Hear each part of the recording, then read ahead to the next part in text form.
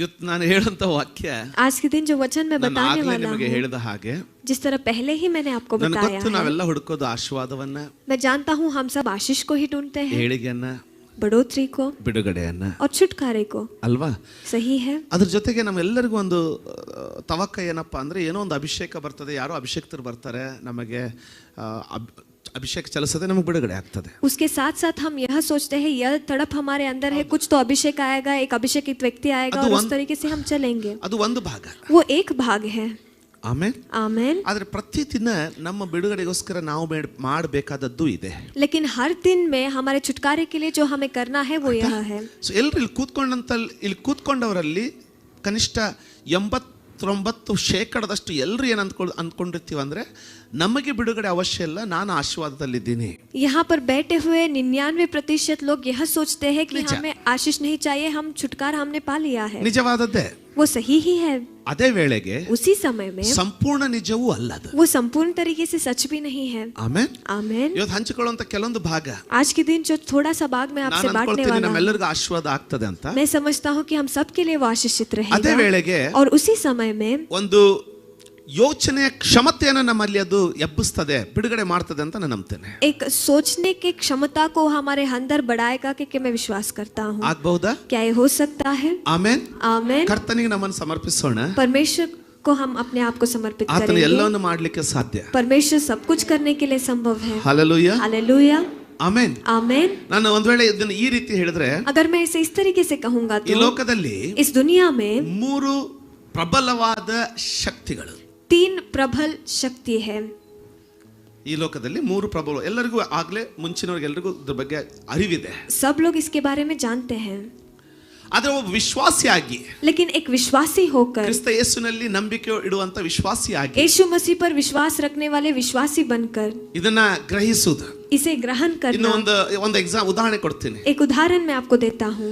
ಒಬ್ಬ ಡಾಕ್ಟರ್ एक डॉक्टर ಮಲಗಿರ್ತಾನೆ, ಮನೆಯಲ್ಲಿ ಮಲ್ಕೊಂಡಿರ್ತಾರೆ, वो घर में सोए होते हैं। ಆಯ್ತಾ? सही है। ಮಲ್ಕೊಂಡಾಗ जब वो सो रहे ಒಂದ್ हैं, ವೇಳೆ ಅವ್ರು ಎದ್ರೆ ಅಥವಾ ಅವ್ರ ಮನೆಯಲ್ಲಿ ಅವ್ರಿಗೆ ಯಾರಾದ್ರೂ ಕೇಳಿದ್ರೆ, अगर वो उठते हैं या फिर उनके घर में उन्हें कोई पूछता ಅವ್ರಿಗೆ है, ತಾವು ಡಾಕ್ಟರ್ ಅನ್ನೋದು ಪರಿಜ್ಞಾನ ಇರ್ತದ ನಿದ್ದೆಯಲ್ಲಿ? वो नींद में क्या जानते हैं कि वो एक डॉक्टर है? ಎಬ್ಬಿಸ್ ಕೇಳ್ರಿ, उठाकर पूछिए। ನಿದ್ಗಣ್ಣಾಗು ನೀವು ಯಾರ್ರಿ ಅಂತ ಹೇಳಿ, ನಾ ಡಾಕ್ಟರ್, ನಮ್ಮ ಹೆಸರು ಮೊದಲು ಬರ್ತಿರ್ತಾರೆ, ಮೊದಲು ನಾ ಡಾಕ್ಟರ್ ಅಂತ ಹೇಳ್ತಾರೆ। नींद में भी वो बताते हैं कि मैं डॉक्टर हूँ। ನೀನ್ ಏನಾಗಿದ್ದೀಯೋ, आप जो कुछ भी हो, ನಿನ್ ನಿದ್ದೆಯಲ್ಲೂ ನಿನಗೆ ಅದ್ರ ಅರಿವು ಹೋಗಲ್ಲ, आपकी नींद में भी वह पहचान नहीं जाता। ಹೌದಲ್ಲ? है या नहीं? ಹೇಳಿದ್ರೆ ವ್ಯತ್ಯಾಸ ಅರ್ಥ ಆಗ್ತಾನೆ? क्या व्यत्यास आप समझ रहे हो? ಆಮೇನ್। ಆಮೆನ್। ಚಿಕ್ಕವರಿರುವಾಗ ಜೋಕ್ ಮಾಡೋರು, जब हम छोटे थे तो जोक मजाक करते हैं। ಪಾಪ ಒಬ್ಬ ಕಂಡಕ್ಟರ್ ಅವ್ರಿಗೆ ಲೆಟರ್ ಬರೆದಿತ್ತಂತೆ एक कंडक्टर को लेटर लिखना था ಮನೆಯಲ್ಲಿ। घर में। ಈಗಿನ ಕಂಡಕ್ಟರ್ಸ್ ಸ್ವಲ್ಪ ಚೇಂಜ್ ಆಗಿದೆ, ಈಗೆಲ್ಲ ಪ್ರಿಂಟರ್ ಬಂದಿದೆ ಅಲ್ಲ। आज के कंडक्टर को सब प्रिंटर आया है, सब ಮೊದಲು कुछ ಟಿಕೆಟ್ बदल ಮೇಲೆ गया ಬರ್ದು है। ಕೊಡ್ತಾ ಇದ್ರು, पहले टिकट पर वो लिख कर देते थे। ಅಲ್ವಾ? ಸೊ ಒಬ್ಬ ಕಂಡಕ್ಟರ್ಗೆ ಪಾಪ ಮನೆಯಲ್ಲಿ ಎಲ್ಲ ದೂರ ಸಂಬಂಧವರಿಗೆ ಲೆಟರ್ ಬರೆದಿತ್ತಂತೆ। एक कंडक्टर को अपने घर में दूर रिश्तेदार को एक लेटर पत्र लिखना था। ಟೇಬಲ್ ಮೇಲೆ ಬರ್ಲಿಕ್ಕೆ ಕೂತ್ಕೊಂಡ್ರಂತೆ, टेबल पर लिखने के लिए वो बैठे थे ಏನೋ ಬರೀಲಿಕ್ಕೇನೆ ಬರ್ಲಿಲ್ಲಂತೆ, और वो लिख ही नहीं पा रहे थे। ಸಮಾಧಾನನೇ ಆಗ್ಲಿಲ್ಲಂತೆ शांति ಬರೀಲಿಕ್ಕೆ। ही नहीं हो रहा था लिखने के लिए। ಮಗನ್ನ ಕರೆದ್ರೆ ಹೇಳಿದ್ರಂತೆ, अपने बेटे को बुलाकर उन्होंने ಅಪ್ಪ कहा, ಸ್ವಲ್ಪ ಟೇಬಲ್ ಅಲ್ಲಾಡಿಸ್ತಾ ಇರು, ನಾನು ಬರಿಬೇಕು ಅಂತ। ಟೇಬಲ್ ಅನ್ನ ಸ್ವಲ್ಪ ಅಲ್ಲಾಡಿಸ್ತಾ ಇರು, ನಾನು टेबल को थोड़ा हिलाते रहना, मुझे लिखना है। ಯಾಕಂದ್ರೆ ಅಪ್ಪನಿಗೆ ಬಸ್ಸಲ್ಲಿ ಹಿಂಗೆ ಬರೆದು ರೂಢಿ, क्योंकि बस में इसे ऐसे ऐसे हिलते हुए लिखना आदत है। ಇದೀರಾ ಇಲ್ಲ? क्या आप यहीं पर हैं? ಹೌದಲ್ಲ? है या नहीं? ಕೇಳಿದ್ರ? क्या आपने सुना? ಹಂಗೆ उसी तरीके ನಾವ್ से ಏನಾಗಿದ್ದೀವಿ, हम जो कुछ भी है 24 ತಾಸು ಅದರ ಅರಿವು ನಮಗೆ ಇರ್ತದಲ್ಲ, 24 घंटा उसका ज्ञान हमारे अंदर रहता है। ಹಂಗೆ उसी तरीके से ನಾವ್ ಏನಾಗಿದ್ದೀವಿ ಕ್ರಿಸ್ತನಲ್ಲಿ ಅನ್ನೋ ಪರಿಜ್ಞಾನ ನಮಗಿಲ್ಲ ಅಂದ್ರೆ, ಒಂದು ಈ ಲೋಕದಲ್ಲಿ ಒಂದು ತಪ್ಪು ಪ್ರಭಾವದಲ್ಲಿ ನಾವು ಹೋಗ್ತೇವೆ।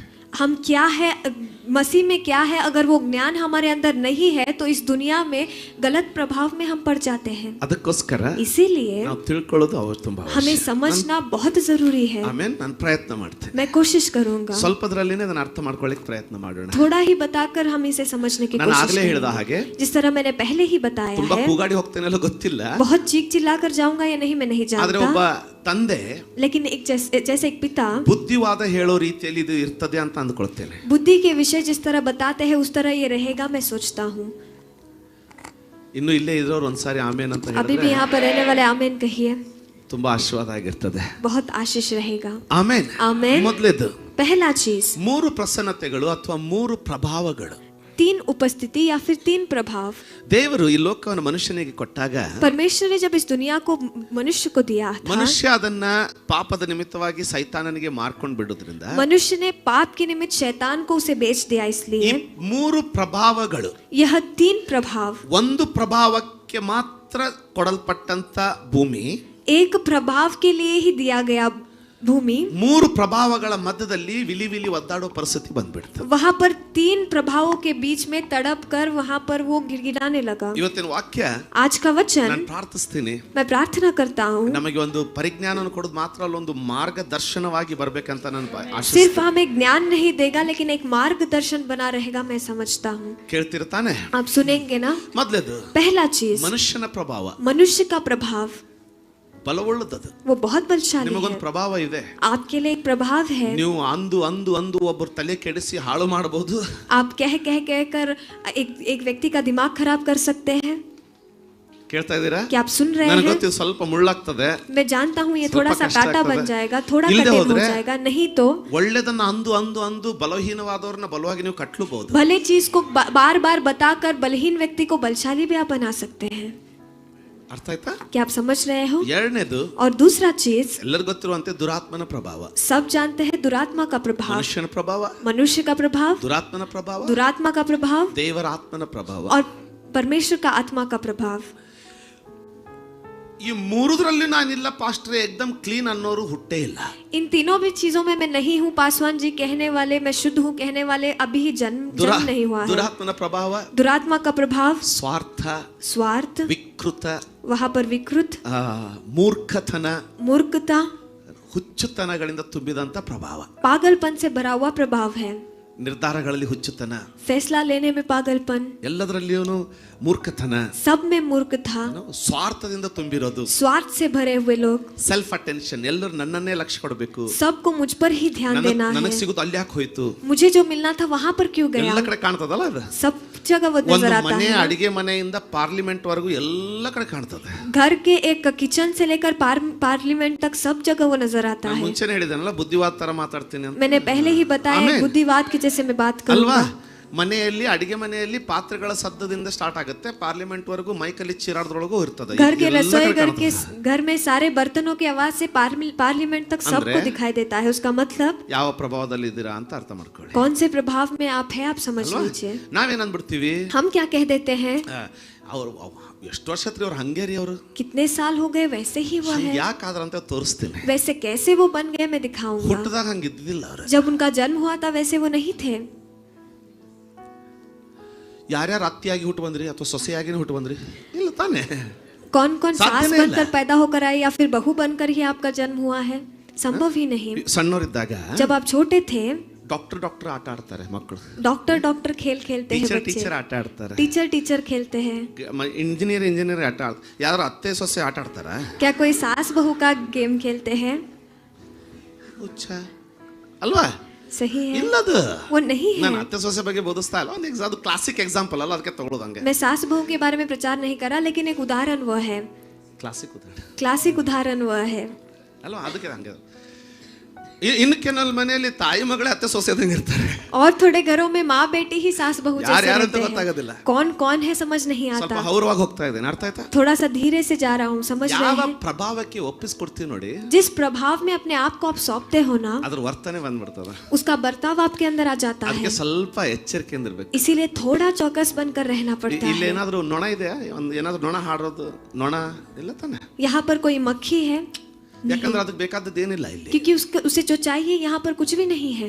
ಅದೇ ಬಾಗಿಲು ತೆಗೆದಿಟ್ಟು ಸ್ವಲ್ಪ ಎಲ್ಲ ಸ್ವೀಟ್ ಗೀಟ್ ಎಲ್ಲ ಚೆಲ್ಬಿಡಿ. वही दरवाजा खोलकर हर जगह मिठाई फेंकिए.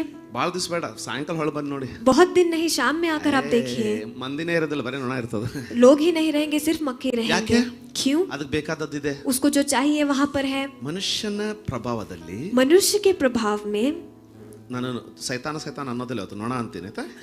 मैं शैतान नहीं करूंगा, उसे मक्खी कहूंगा. ಆಗ್ಬೋದಾ? क्या हो सकता है?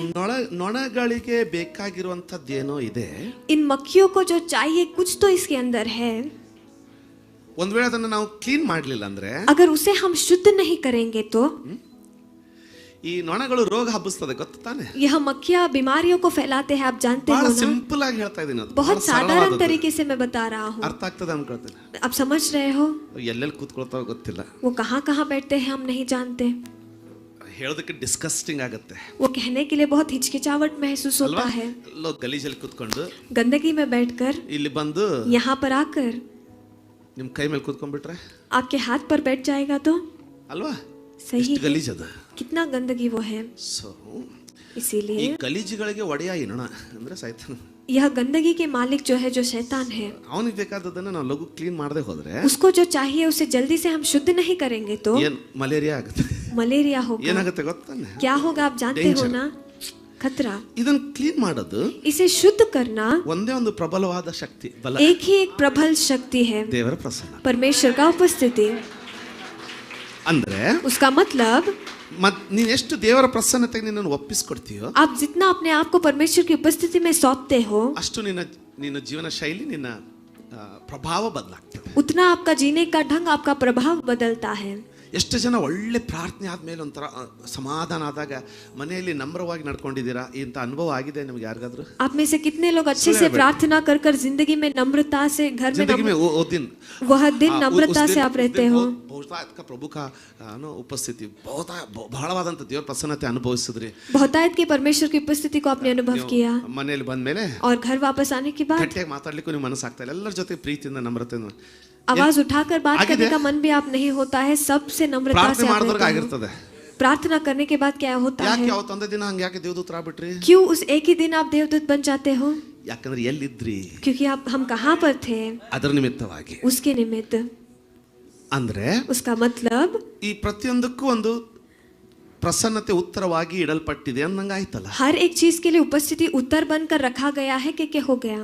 ಹೋಗೋಣ, आगे बढ़ेंगे. ಹಿಂಗೆ ಸ್ವಲ್ಪ ಇಂಟ್ರೆಸ್ಟಿಂಗ್ ಆಗಿ ಸ್ವಲ್ಪ ಮುಂದೆ ಹೋಗೋಣ. ऐसे ही धीरे धीरे आगे हम बढ़ेंगे. ಆಶೀರ್ವಾದ ಆಗ್ತಾ ಇದೆಯಾ? क्या आपको आशीष हो रहा है? ತಿಳುವಳಿಕೆ ಅನಿಸ್ತಾ ಇದೆಯಾ? क्या आपको समझ आ रहा है? ಆಮೆನ್. आमेन. ನಾವು ಕಾಲೇಜಲ್ಲಿ ಸ್ಕೂಲಲ್ಲಿ ಮಾಡುವಾಗ ಕೇಸ್ ಸ್ಟಡಿ ಅಂತೀವಿ. कॉलेज स्कूल में जो हम करते हैं केस स्टडी हम ಅಂದ್ರೆ कहते ಯಾರ್ದೋ हैं. ಒಬ್ಬರದು ಕೇಸ್ ತಗೊಂಡ್ಬಿಟ್ಟು ಅದನ್ನ ಸ್ಟಡಿ ಮಾಡೋದಲ್ವಾ. उसका मतलब किसी का एक केस लेकर उसके बारे में पढ़ाई ಇವತ್ತು करना. ಪ್ರಾರಂಭಕ್ಕೆ ನಮ್ಮ ಸಬ್ಜೆಕ್ಟ್ आज के दिन प्रारंभ में हमारा सब्जेक्ट ಯೂದಾ, युद्ध. ಜೂಡಸ್.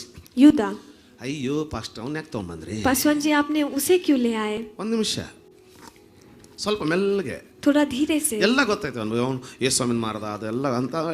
उसके बारे में सब कुछ हम जानते हैं. ನಮ್ಮ ಕಣ್ಣಿಗೆ ಕಾಣದಂತ ಹಿಂದಿನ ಒಂದು ಮಾತನ್ನ ನಿಮಗೆ ತೋರಿಸ್ಲಿಕ್ಕೆ ಪ್ರಯತ್ನ ಮಾಡ್ತೇನೆ. हमारे आंखों को न दिखाई देने वाले पीछे के बात को एक बताता हूँ, सुनिए. ಆಮೇನ್. ಅವನು ಹುಟ್ಟಿದಾಗ ಯೂದಾ ಹುಟ್ಟಿರ್ಲಿಲ್ಲ. जब वो उसका जन्म हुआ था युद्ध बनकर ಅವನು उसका जन्म ಹುಟ್ಟಿದಾಗ नहीं ಯೇಸು हुआ था. ಸ್ವಾಮಿಯನ್ನ ಹಿಡಿದು ಕೊಡುವನಾಗಿ ಹುಟ್ಟಿರ್ಲಿಲ್ಲ ಅವನು. जब उसका जन्म हुआ था यीशु मसीह को पकड़कर वो ಅವನು नहीं जन्म ಹುಟ್ಟಿದಾಗ हुआ था. जब उसका जन्म हुआ था ಯಹೂದ್ಯನಾಗೆ ಹುಟ್ಟಿದ್ದು. एक यहूदी बनकर ही उसका जन्म हुआ था. ಒಬ್ಬ ಯಹೂದ್ಯನ ಹಾಗೆ एक यहूदी के जैसे ಒಳ್ಳೆ ಧರ್ಮಶಾಸ್ತ್ರದಲ್ಲಿನೇ ಅವನು ಬೆಳೆದಿದ್ದು. अच्छे से व्यवस्था में ही वो बड़ा हुआ था. ಅವನನ್ನ ಯಾರು ತಂದು ಯೇಸು ಸ್ವಾಮಿ ಅವನು ಇಟ್ಕೊಂಡು ಬಾರಿ ಓಡಾಡದನಂತ ಕೊಟ್ಟಿಲ್ಲ. उसे ले आकर किसी ने यीशु मसीह को नहीं दिया, इसे रख लेना, बहुत घूम फिर रहा है. ಯೇಸು ಸ್ವಾಮಿನೇ ಅವನನ್ನ ಆದ್ಕೊಂಡದ್ದು. यीशु मसीह ने ही उसको पाया. ನೀವು ಹೇಳ್ತೀರಾ? आप कहेंगे, ಪಾರಂಗತರು ಹೇಳ್ತಾರೆ, सारे शास्त्रीय ಇಲ್ಲ कहते ಯೇಸು हैं, ಸ್ವಾಮಿನ ಹಿಡಿದು ಕೊಡೋರು ಒಬ್ರು ಬೇಕಾಗಿತ್ತಲ್ಲ, अब यीशु मसीह को पकड़वाने के लिए कोई तो चाहिए ಅದಕ್ಕೆ ಯೇಸು था ಸ್ವಾಮಿ ना. ಅವನನ್ನ ಇಟ್ಕೊಂಡಿದ್ದ. इसीलिए यीशु मसीह ने उसे रखा था. ऐसे कुछ भी ದೇವರ नहीं ವಾಕ್ಯ है. ಹೇಳ್ತದೆ, ಅವನೇ ಹೇಳ್ತಾನೆ ಯೇಸು ಸ್ವಾಮಿ, यीशु मसीह खुद कहते हैं, ಪ್ರತಿದಿನ ನಾನು ನಿಮ್ಮ ಸಭಾ ಮಂದಿರದಲ್ಲಿ ಬೋಧಿಸ್ತಾ ಇದ್ದೆ, ಅವತ್ತು ನೀವು ನನ್ನನ್ನ ಹಿಡಿಲಿಕ್ಕೆ ಬರ್ಲಿಲ್ಲ.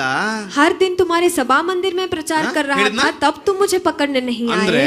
उसका मतलब ಯೇಸು ಸ್ವಾಮಿಯ ಮುಖ ಪರಿಚಯ ಇಲ್ಲದೆ ಇರೋರು ಒಬ್ರು ಇರ್ಲಿಲ್ಲ. वहां पर यीशु मसीह को नहीं पहचानने वाले कोई एक भी नहीं था. ಅವ್ರಿಗೆ ರಾತ್ರಿಯಲ್ಲಿ ಯೇಸು ಸ್ವಾಮಿಗೆ ಮುದ್ದು ಕೊಟ್ಟು ಇವನೇ ಯೇಸು ಸ್ವಾಮಿ ಅಂತ ತೋರಿಸ್ಲಿಕ್ಕೆ, ಸಿಪಾಯಿಗಳಿಗೆ ತೋರಿಸ್ಲಿಕ್ಕೆ ಅವ್ರಿಗೆ ಪರಿಚಯ ಬೇಕಾಗಿರ್ಲಿಲ್ಲ. ಅವ್ರು ಯಾರನ್ನಾದ್ರೂ ಯೆರೂಸಲೇಮ್ನಲ್ಲಿ ಯಾರನ್ನಾದ್ರೂ ನಿಂಗೆ ಯೇಸು ಸ್ವಾಮಿ ಗೊತ್ತಾ ಅಂತ ಹೇಳಿದ್ರೆ ಒಪ್ಕೊಳ್ತಾ ಇದ್ರಲ್ಲ, ಯಾರನ್ನಾದ್ರೂ ಅವ್ರು ಹಿಡ್ಕೊಂಡು ಬಂದು ಯೇಸು ಸ್ವಾಮಿ ಯಾರಂತ ಗುರುತಿಸ್ ನಮ್ಗೆ ಹೇಳಪ್ಪ ಎಲ್ಲಿದ್ದಾನೆ ತೋರಿಸ್ ಅಂತ ಯಾರಾದ್ರೂ ತೋರಿಸ್ತಾರೆ. किसी को भी ले आकर यीशु मसीह कौन है दिखाओ कहने से कोई भी दिखा देता. ದಯವಿಟ್ಟು ಅದನ್ನ ನಾವು ಹಿಡ್ಕೊಳ್ಳೋದು ಬೇಡ. इसीलिए कृपया करके उसे हम नहीं पकड़ेंगे. ಆಯ್ತಾ? सही ಆದ್ರೆ है. लेकिन ಯೂದ ಯಾಕೆ ಸಾಧನವಾದ, क्यों एक शस्त्र वो बन गया, ಅದು ಬಹಳ ಇಂಪಾರ್ಟೆಂಟ್. वो बहुत महत्व.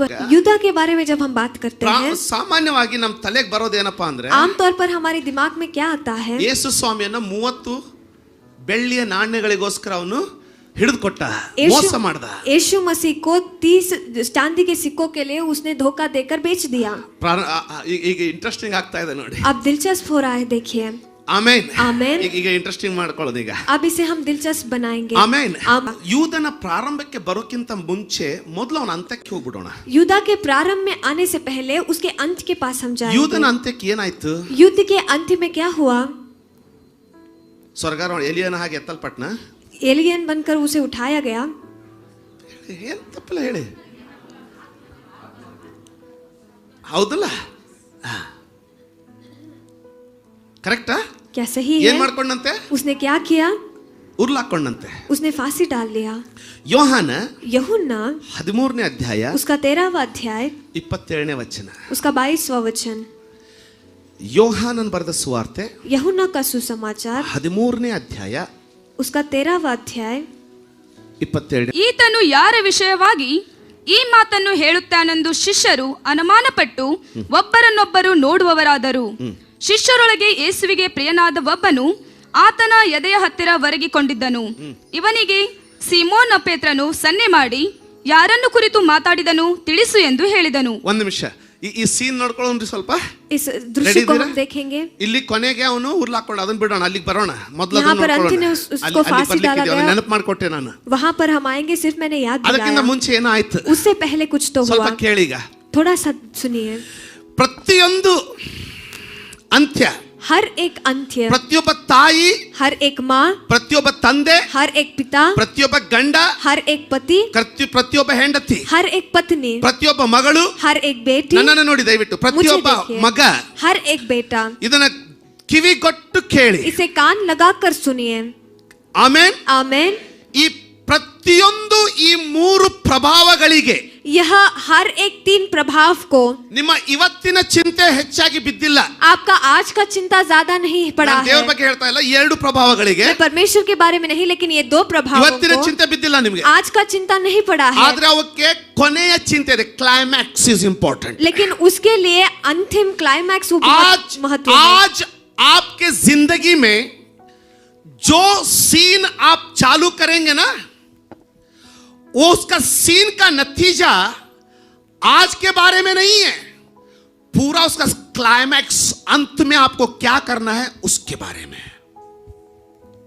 इसलिए यह वचन बहुत जरूरी है. आज का संदेश, ಇವತ್ತಿನ ಸಂದೇಶ ಬಹಳ ಇಂಪಾರ್ಟೆಂಟ್. ಯಾಕಪ್ಪ ಅಂದ್ರೆ ನಾನು ಬೋಧಿಸ್ತಾ ಇದ್ದೀನಿ ಅಂತಲ್ಲ, ಈ ಮೂರು ಪ್ರಭಾವಗಳು, ಮನುಷ್ಯನ ಪ್ರಭಾವ, ಇದಕ್ಕೆ ಇಲ್ಲಿ ಪ್ರಾರಂಭ ಮಾಡಿರ್ಬೋದು. ನಿನ್ನ ಒಂದು ಗುಣಗುಟ್ಟುವಿಕೆಯಲ್ಲಿ, ಒಂದು ಕಿಟಿಕಿಟಿ ಮಾಡೋದ್ರಲ್ಲಿ, ಮನೆಯಲ್ಲಿ ಕೆಲವು ಮನೆಯಲ್ಲಿ ಬಹಳ ಕಿಟಿಕಿಟಿ ಇರ್ತದೆ ಕೆಲವೊಬ್ಬರಿಗೆ.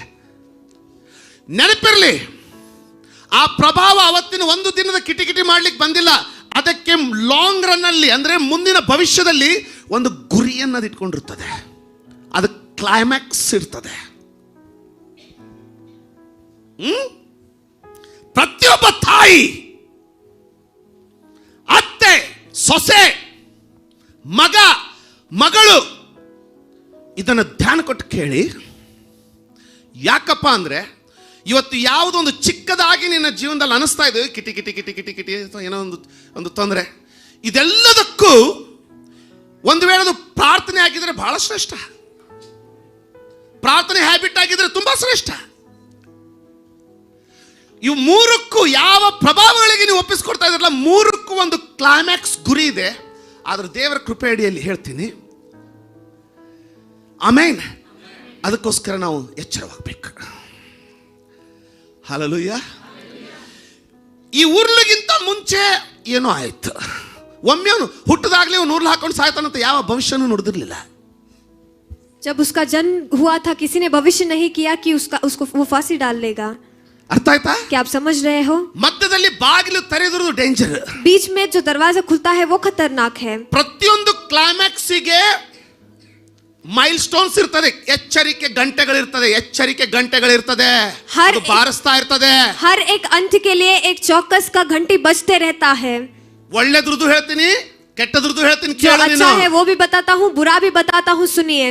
ಒಬ್ಬರಿಗೆ ಪ್ರಾರ್ಥನೆ ಬಹಳ ಆಸಕ್ತಿ ಅಂದ್ರೆ, एक को प्रार्थना का बहुत आसक्ति है तो ಅವರು ಎಲ್ಲ ಬಿಟ್ಟು ಪ್ರಾರ್ಥನೆಗೆ ಆಸೆ ಪಡ್ತಾ ಇದ್ದಾರೆ ಅಂದ್ರೆ, सब कुछ छोड़कर प्रार्थना के लिए अगर वो आशा रख रहे हैं तो ಅದಕ್ಕೆ ದೇವರ ಪ್ರಭಾವಕ್ಕೆ ಅದು ಒಪ್ಪಿಸಿಕೊಡೋದಾಗಿದ್ರೆ ಅದಕ್ಕೆ ಒಂದು ಒಳ್ಳೆ ಕ್ಲೈಮ್ಯಾಕ್ಸ್ ಇದೆ. परमेश्वर के प्रभाव में अपने आप को वो सौंप रहा है तो उसके लिए एक भला अंत ಯಾರಿಗೆ है. ಗೊತ್ತು?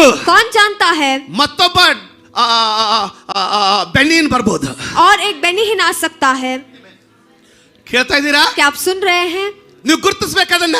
आपको उसे पहचानना है. ಅಥವಾ नहीं तो ಮನೆಯಲ್ಲಿ ಯಾರಿಗೊಬ್ಬರಿಗೆ ಸೌಲನ ಹಾಗೆ ಮೇಲಿಂದ ಮೇಲೆ ಕಿರಿಕಿರಿ ಆಗ್ತದೆ. घर में किसी को शाऊल के जैसे बार बार किरकिर होता है. ಆ ಸಿಟ್ಟನ್ನ ಒಬ್ಬರ ಮೇಲೆ ಇಬ್ಬರ ಮೇಲೆ ತೆಗಿತಾ ಇರ್ತಾರೆ. उस गुस्से को एक या दो लोगों पर निकालते हैं.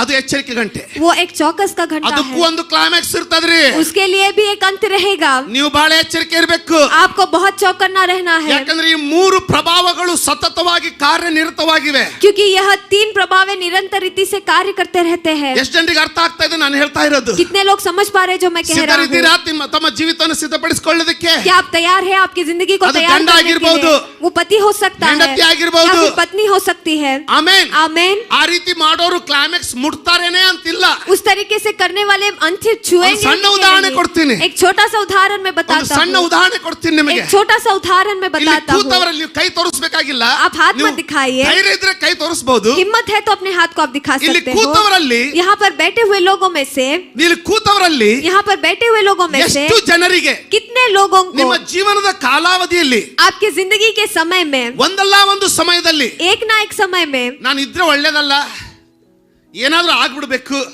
मैं रहूंगा तो अच्छा नहीं, कुछ तो होना है, ಏನಾದ್ರೂ ಮಾಡ್ಕೊಂಡ್ ಬಿಡ್ಬೇಕು कुछ तो मुझे कर लेना है. ಎಂದಾದ್ರೂ ಅನ್ಸಿದೆಯಾ? ऐसे कभी तो आपको महसूस हुआ है? ನಾನೇನು ತಪ್ಪಿಲ್ಲ, गलत नहीं है. ಕೇಳ್ತಾ ಇದ್ದೀರಾ? क्या आप सुन रहे ಯಾಕೆ? हैं? क्यों? ಧೈರ್ಯ ಇದ್ದಂತ ಕೆಲವು ಕೈಗಳ ಮೇಲೆ ಬಂದಿದ್ದ ಕಾರಣ ಏನು ಗೊತ್ತಾ ಇವತ್ತು? हिम्मत है इसीलिए थोड़े हाथ उठे, उसका कारण क्या आप आद्रे. जानते हो? ಆದ್ರೆ लेकिन ಮಾಡ್ಕೊಂಡ್ರ? क्या आपने किया? ಆಮೇನ್ आमेन. ಇಲ್ಲ. नहीं. ಯಾಕೆ? क्यों? ಧೈರ್ಯ ಇಲ್ಲ ಅಂತಲ್ಲ, हिम्मत नहीं है ಇಲ್ಲಿ इसलिए ಎಲ್ಲರ नहीं. ಮುಂದೆ ಕೈ ಎತ್ತಿ ತೋರಿಸೋ ಧೈರ್ಯ ನಿಮಗಿತ್ತಂದ್ರೆ यहाँ पर सबके सामने हाथ उठाकर दिखाने के लिए ಅದಕ್ಕೂ हिम्मत ಧೈರ್ಯ है ಇತ್ತು ನಿಮಗೆ. तो उसके लिए भी आपके अंदर हिम्मत. ಆದ್ರೆ ದೇವರ ಕೃಪೆ ಅಡಿಯಲ್ಲಿ लेकिन परमेश्वर की कृपा के अधीन में ಕೇಳ್ತಾ ಇದ್ದೀರಾ? क्या आप सुन रहे हैं? ಕೇಳ್ತಾ ಇದ್ದೀರಾ? क्या आप सुन रहे हैं? ಮನುಷ್ಯ ಕುಮಾರನು ಪ್ರಕಟವಾಗಿದ್ದು ಸೈತಾನನ ಕಾರ್ಯಗಳನ್ನ ಲಯ ಮಾಡುವುದಕ್ಕಾಗಿ. मनुष्य के पुत्र वो प्रत्यक्ष हुए शैतान के हर एक क्रिया को नाश करने के लिए. ಬಿಡಲ್ಲ ಅವನು ಆಗೋದಕ್ಕೆ. वो होने के लिए नहीं छोड़ेंगे. ಆದ್ರೆ ಅದರ ಅರ್ಥ ಆಗಿಲ್ವಾ? लेकिन उसका मतलब ऐसे नहीं हुआ है. ಎಷ್ಟೋ ಜನ ಮಾಡ್ಕೊಂಡಿದಾರಲ್ಲ. बहुत सारे लोगों ने किया है ಯಾಕೆ? ना? क्यों? ಯೂದನು ಮಾಡ್ಕೊಂಡಲ್ಲ. युद्धा ने भी किया है ना? ಯಾಕೆ? क्यों? ಅದನ್ನೇ ಇವತ್ತು ನಾವು ಕಾಣ್ಲಿಕ್ಕೆ ಇರ್ತೀವಿ. उसी को आज के दिन हम देखने वाले ಯಾಕೆಂದ್ರೆ हैं. क्योंकि ನೀವು ಯಾವ ರೀತಿಯಾಗಿ ಆ ಮುಳ್ಳನ್ನ ಸಣ್ಣದಿದ್ದಾಗ ತೆಗೆದ್ಬಿಟ್ರೋ, जिस तरह आप जब वो कांटा छोटा है तभी ही निकाले हैं, ಅವರು ಆ ಮುಳ್ಳನ್ನ ಸಣ್ಣದಿದ್ದಾಗ ತೆಗಿಲಿಕ್ಕೆ ಹೋಗ್ಲಿಲ್ಲ. उन लोगों ने जब कांटा छोटा था उन्होंने नहीं निकाला. ವ್ಯತ್ಯಾಸ ಅರ್ಥ ಆಗ್ತಾ ಇದೆಯಾ? क्या व्यत्यास आप समझ रहे ಯಾರಿಗೆ हो? ಕಷ್ಟ ಇಲ್ಲ ರೀ, किसको संघर्ष नहीं ಯಾರಿಗೆ है, ತೊಂದರೆ ಇಲ್ಲ. किसको तकलीफ ಆದ್ರೆ नहीं है. ದೇವರು ನಮ್ಮನ್ನು ಸಾಯಿಸುವುದಾಗಿದ್ರೆ ನಮ್ಮನ್ನು ಹುಟ್ಟಿಸ್ತಾ ಇರ್ಲಿಲ್ಲ. लेकिन परमेश्वर हमें मारना चाहता है तो ಕರ್ತನಿದ್ದಾನೆ हम कर नहीं ಬಿಡಿಸೋದಕ್ಕೆ. सकते. परमेश्वर है छुड़ाने के ಧೈರ್ಯವಾಗಿರ್ರಿ. लिए. हिम्मत से रहिए, ಪ್ರಾರ್ಥಿಸ್ರಿ, प्रार्थना कीजिए, ಉಪವಾಸವಾಗಿ ಪ್ರಾರ್ಥಿಸ್ರಿ. उपवास रहकर प्रार्थना ದೇವರು कीजिए. ಬಿಡುಗಡೆ ರಕ್ಷಕನು, परमेश्वर छुटकारा देने वाले ನಿಮ್ಮನ್ನು रक्षक है. ಎತ್ತಲಿಕ್ಕೆ ಶಕ್ತವುಳ್ಳವನು. आपको उठाने के लिए सामर्थ्य से ನಮ್ಮನ್ನ बने हैं. ದೇವರು ಯೂದನ ಸಂತತಿಯನ್ನ ಕರೆದಿಲ್ಲ, ಯೂದ ಕುಲದ ಸಿಂಹದ ಸಂತತಿಯನ್ನ ಕರೆದಿದ್ದಾನೆ. हमें परमेश्वर ने यूदा के संतति से नहीं बुलाया, लेकिन आमेन. यूदा सिंह के संतति कह के बुलाया आमेन. है. आमेन. ಆಮೇನ್, ಆಮೆನ್. ಆಮೇನ್. ಅದಕ್ಕೋಸ್ಕರ ಸೋಲನ್ನು ಒಪ್ಕೊಳ್ಬೇಡಿ. इसीलिए हार मत मानिएगा.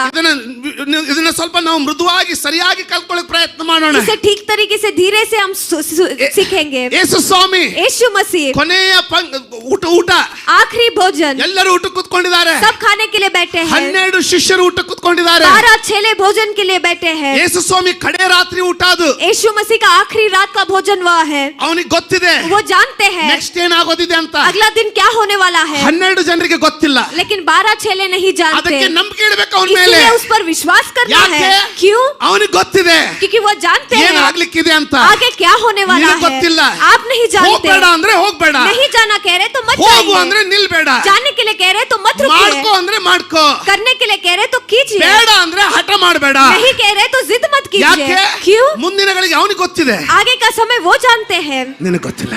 याद रखिए. ಆಮೇನ್. आमेन. ಅವನು ಹೇಳ್ತಾನೆ, वो कहते हैं ನಿಮ್ಮಲ್ಲಿನೇ ಒಬ್ರು ನನ್ನನ್ನು ಹಿಡಿದು ಕೊಡ್ತಾರೆ. तुम में से कोई एक मुझे पकड़वाएगा.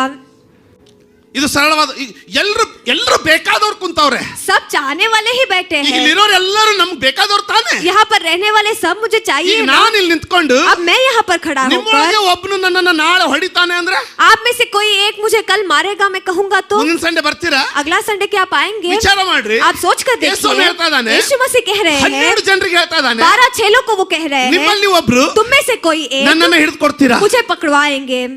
ಅದರಲ್ಲಿ ಒಬ್ಬ उसमें से एक ಯೋಹಾನನು, यूहन्ना, ಇದನ್ನ ಬರ್ದವನು, इसे लिखा हुआ ಅವನ व्यक्ति, ಪತ್ರಿಕೆ ಇದನ್ನ ಓದ್ತಾ ಇದ್ದೀವಿ. उसका पत्रिका ही हम पढ़ रहे ಅವನು हैं. ಯಾವಾಗ್ಲೂ ಯೇಸು ಸ್ವಾಮಿಗೆ ಎದೆಗೆ ಹಿಂಗ ಯಾವಾಗ್ಲೂ ಪ್ರೀತಿಯಿಂದ ಅಂಟ್ಕೊಂಡೇ ಇರೋನು. वो हमेशा यीशु मसीह के छाती पर झुका ही रहता था. ಕೇಳ್ತಾ ಇದ್ದೀರಾ? क्या आप सुन रहे हैं? ಯಾವಾಗ್ಲೂ ಹಿಂಗೆ हमेशा ऐसे ही, ಯಾವಾಗ್ಲೂ ಹಿಂಗೆ ಇರೋನು. हमेशा ऐसे ही वो ಎಲ್ಲೋದ್ರೂ रहता ಹಿಂಗೆ. था. कहीं पर भी जाए ऐसे ही ಯೇಸು रहता. ಸ್ವಾಮಿಗೆ. यीशु मसीह को ಅವ್ರು ಸ್ವಲ್ಪ ಯೇಸು ಸ್ವಾಮಿ ಅಂದ್ರೆ ಸ್ವಲ್ಪ ಪಟ್ ಅಂತ ನೀರು ತಗೊಂಬರೋ. थोड़ा सा यीशु मसीह खांसते हैं तो पानी ले आता था. ವೆರಿ ಕ್ಲೋಸ್ ಟು वो ಜೀಸಸ್. यीशु मसीह के बहुत निकट था. ಆಮೆನ್. आमेन. ಸೊ ಅಲ್ಲಿ ಮುಂದೆ आगे ಅವರು ಪೇತ್ರ पेत्रु से कहता है ಯಾರಿಗೂ ಕೇಳಲಿಕ್ಕೆ ಧೈರ್ಯ ಇಲ್ಲ. किसी को भी पूछने में हिम्मत नहीं ಸ್ವಾಮಿ है. ನಮ್ಮೊಳಗೆ ಯಾರು ಹಿಡಿದು ಕೊಡ್ತಾರೆ? प्रभु हमें से कौन आपको पकड़वाएगा? ಆಕ್ಚುಲಿ ಹೇಳ್ಬೇಕಂದ್ರೆ सही में कहना है तो ಇವನು ಹಿಡಿದು ಕೊಡೋ ಉದ್ದೇಶಕ್ಕೂ ಹಿಡಿದು ಕೊಡೋದಕ್ಕೂ ಸಂಬಂಧನೇ ಇಲ್ಲ. ತೋರಿಸ್ತೀನಿ ನಿಮಗೆ. पकड़वाने के उद्देश्य को और पकड़वाने में कोई संबंध ನಿಮಗೆ नहीं ಅನಿಸ್ತದೆ है. आपको लगेगा ಏನೋ ಈ ಸ್ವಲ್ಪದ್ರಲ್ಲಿ ಏನಾಗುತ್ತೆ ಬಿಡು ಅಂತ. थोड़े में क्या होगा कह के, ಆದ್ರೆ ಅದಕ್ಕೂ ನಿತ್ಯ ಜೀವಕ್ಕೂ ಸಂಬಂಧ ಇದೆ ಅಂತ ಗೊತ್ತಾಗೋದಿಲ್ಲ. लेकिन उसको और अनंत जिंदगी को रिश्ता है कि समझ ही नहीं आता. ಕೇಳ್ತಾ ಇದ್ದೀರಾ? क्या आप सुन रहे ಇವತ್ತು हैं? ಅಪೊಸ್ತಲ ಅಂತ ಪೌಲನ ಒಂದು ವಾಕ್ಯದ ರಹಸ್ಯವನ್ನು ಬಿಡಿಸ್ಲಿಕ್ಕೆ ಪ್ರಯತ್ನ ಮಾಡ್ತಾ ಇದ್ದೀನಿ. आज के दिन प्रेरितों के पौलुस के एक वचन के राज को खोलने की कोशिश मैं ಇನ್ನು करूंगा. ಜೀವಂತವಾಗಿರೋ ಒಂದ್ಸಾರಿ ಆಮೇನ್ ಅಂತ ಹೇಳಿ. अभी भी जिंदा है तो आप आमेन कहिए. ಇನ್ನು ಉಸಿರಾಡ್ತಾ ಇರೋರು ಒಂದ್ಸಾರಿ ಸ್ತೋತ್ರ ಅಂತ अभी ಹೇಳಿ. भी सांस चल रहा है तो एक बार परमेश्वर की स्तुति कीजिए. ಇನ್ನು ಸಂತೋಷವಾಗಿರೋರು ಹಾಲೆಲೂಯಾ ಅಂತ ಹೇಳಿ. अभी खुश जो है हालेलुया आप कहिए. ಇನ್ನು ಇದು ಎಲ್ಲಿಗೆ ಹೋಗ್ತದಪ್ಪ ನಂದು ಎಲ್ಲ ಹೊರಗೆ ಬರ್ತದ ಅಂತ ಭಯ ಪಡೋರು ಆಮೇನ್ ಅಂತ ಹೇಳಿ. मेरा सब बाहर आएगा आज के डरने वाले एक बार आमेन कहिए. ಎಲ್ಲರೂ ಒಳಗಡೆ ಆಮೇನ್ ಅಂದವ್ರು. सब अंदर आपने आमेन कह ನಾನೇ दिया ಇದು है. ಅಂತ मैं ही हूँ कह के. ಆಮೇನ್ आमेन ಆಮೇನ್. आमेन. ಅವರು ವಸೂಲಿ ಹೆಚ್ಚಿದ್ರು. ರಿಶ್ವತ್ ವಸೂಲಿ ಇನ್ಫ್ಲುಯೆನ್ಸ್. वहाँ पर दबाव उन्होंने डाला. ಅಲ್ಲಿ ಯೋಹಾನನಿಗೆ ಹೇಳ್ರಿ, ಯೋಹಾನ ಯಾರು ಕೇಳು. कौन है पूछना? यार। कौन है? ಅವನು ಹೇಳ್ದ, उसने कहा ಯೇಸು ಸ್ವಾಮಿ. यीशु मसीह. ಯಾರು ಸ್ವಾಮಿ? वो कौन है ಯೇಸು प्रभु? ಸ್ವಾಮಿ ಹೇಳಿದ್ರು, यीशु मसीह ने कहा ನಾನು ಯಾರೇ ಈ ರೊಟ್ಟಿಯನ್ನ ದ್ರಾಕ್ಷಾರಸದಲ್ಲಿ ಎತ್ತಿ ಯಾರಿಗೆ ಕೊಡ್ತೀನೋ ಅವನೇ. इस रोटी और दाग रस को जिसको मैं दूंगा वही वह है. ಆಯ್ತಾ?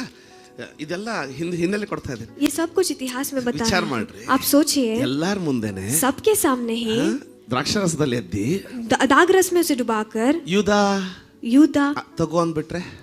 ले लो कहने से ಇವತ್ತಿನ ಕಾಲದಲ್ಲಿ आज के समय में ಇಸ್ ಇಟ್ ಅ ಮಾರಲ್? क्या वो कुछ सीख देता है? ಅದೇ ಇರೋದು. वही वह है. ಎಲ್ಲಿವರೆಗೆ ನಾನೇನು ಅಲ್ಲ ಸ್ವಾಮಿ ಅಂತ ನಾವು ಪೂರನೇ ನೆಲಸಮ ಆಗೋದಿಲ್ವೋ जहाँ तक मैं कुछ भी नहीं हूँ प्रभु की ಅಲ್ಲಿವರೆಗೂ जमीन ನಾವು में ಯೇಸು हम गिर ಸ್ವಾಮಿಯನ್ನ जाते हैं, ಹಿಂಬಾಲಿಸ್ಲಿಕ್ಕೇನೆ ಆಗೋದಿಲ್ಲ. वहाँ तक यीशु मसीह के पीछे हम चल ही नहीं ನೀವು ಅನ್ಬೋದು, सकते. आप कह सकते हो ಹಿಂಗೆ ಓಪನ್ ಆಗಿ ಮಾಡಿದ್ರೆ ಮತ್ತೆ ಸೈತಾನ ಈಸಿಲಿ ಅವ್ನ ಮನಸ್ಸು ಹಿಡ್ಕೊಳ್ತಾನಲ್ಲ. खुले आम ऐसे करेंगे तो शैतान आसानी से उसके मन को ಯೇಸು पकड़ेगा ಸ್ವಾಮಿ ना. यीशु मसीह ನಿಮ್ಮನ್ನ ಸೈತಾನನು ಹಿಡ್ಕೊಳ್ಳದಂಗೆ ನಿಮ್ಮನ್ನ ಜಪ್ಪಿಸ್ ಏನಂತ ನಾವು ಕನ್ನಡ ಜಪ್ಪಿಸ್ ಅಂತಲ್ಲ, ಅಲ್ಲಿ ಬೆಳಗಾವನ ನಾವು ಅದನ್ನು ಕಾದು ನಿಮ್ಮನ್ನು ಮಮತೆ ಮಾಡ್ಲಿಕ್ಕೆ ಬರಲಿಲ್ಲ.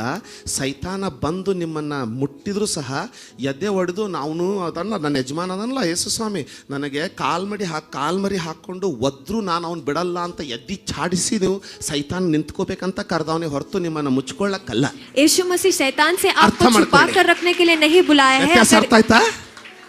ವ್ಯತ್ಯಾಸ ಅರ್ಥ क्या व्यत्यास आपको समझ आया है? ಆಮೇನ್. आमेन. ಅಂದ್ರೆ उसका ಯೇಸು मतलब ಸ್ವಾಮಿ यीशु मसीह ಆ ಸ್ತ್ರೀಗೆ उस स्त्री को ಆ ಸ್ತ್ರೀ ಬಂದು ಕೇಳ್ತಾಳೆ, वह स्त्री आकर पूछती स्वामी, है प्रभु ನನ್ನ ಮಗಳಿಗೆ मेरे बेटी ದೆವ್ವ को ಹಿಡ್ದೈತೆ. दुरात्मा से ಅವನು पीड़ित ಹೇಳ್ತಾನೆ, है. वो कहता है ಮಕ್ಕಳಿಗೆ ಕೊಡೋ ಊಟ ನಾಯಿ ಕೊಡಬಾರ್ದು ಅಂತ ಒಳಗೆ ಇಂಡೈರೆಕ್ಟ್ ಆಗಿ ನಾಯಿ ಅಂದ್ರು बच्चों को देने वाला खाना कुत्ते को नहीं देना है क्योंकि इनडायरेक्ट उसको कुत्ता कहने के बावजूद ಅಲ್ವಾ?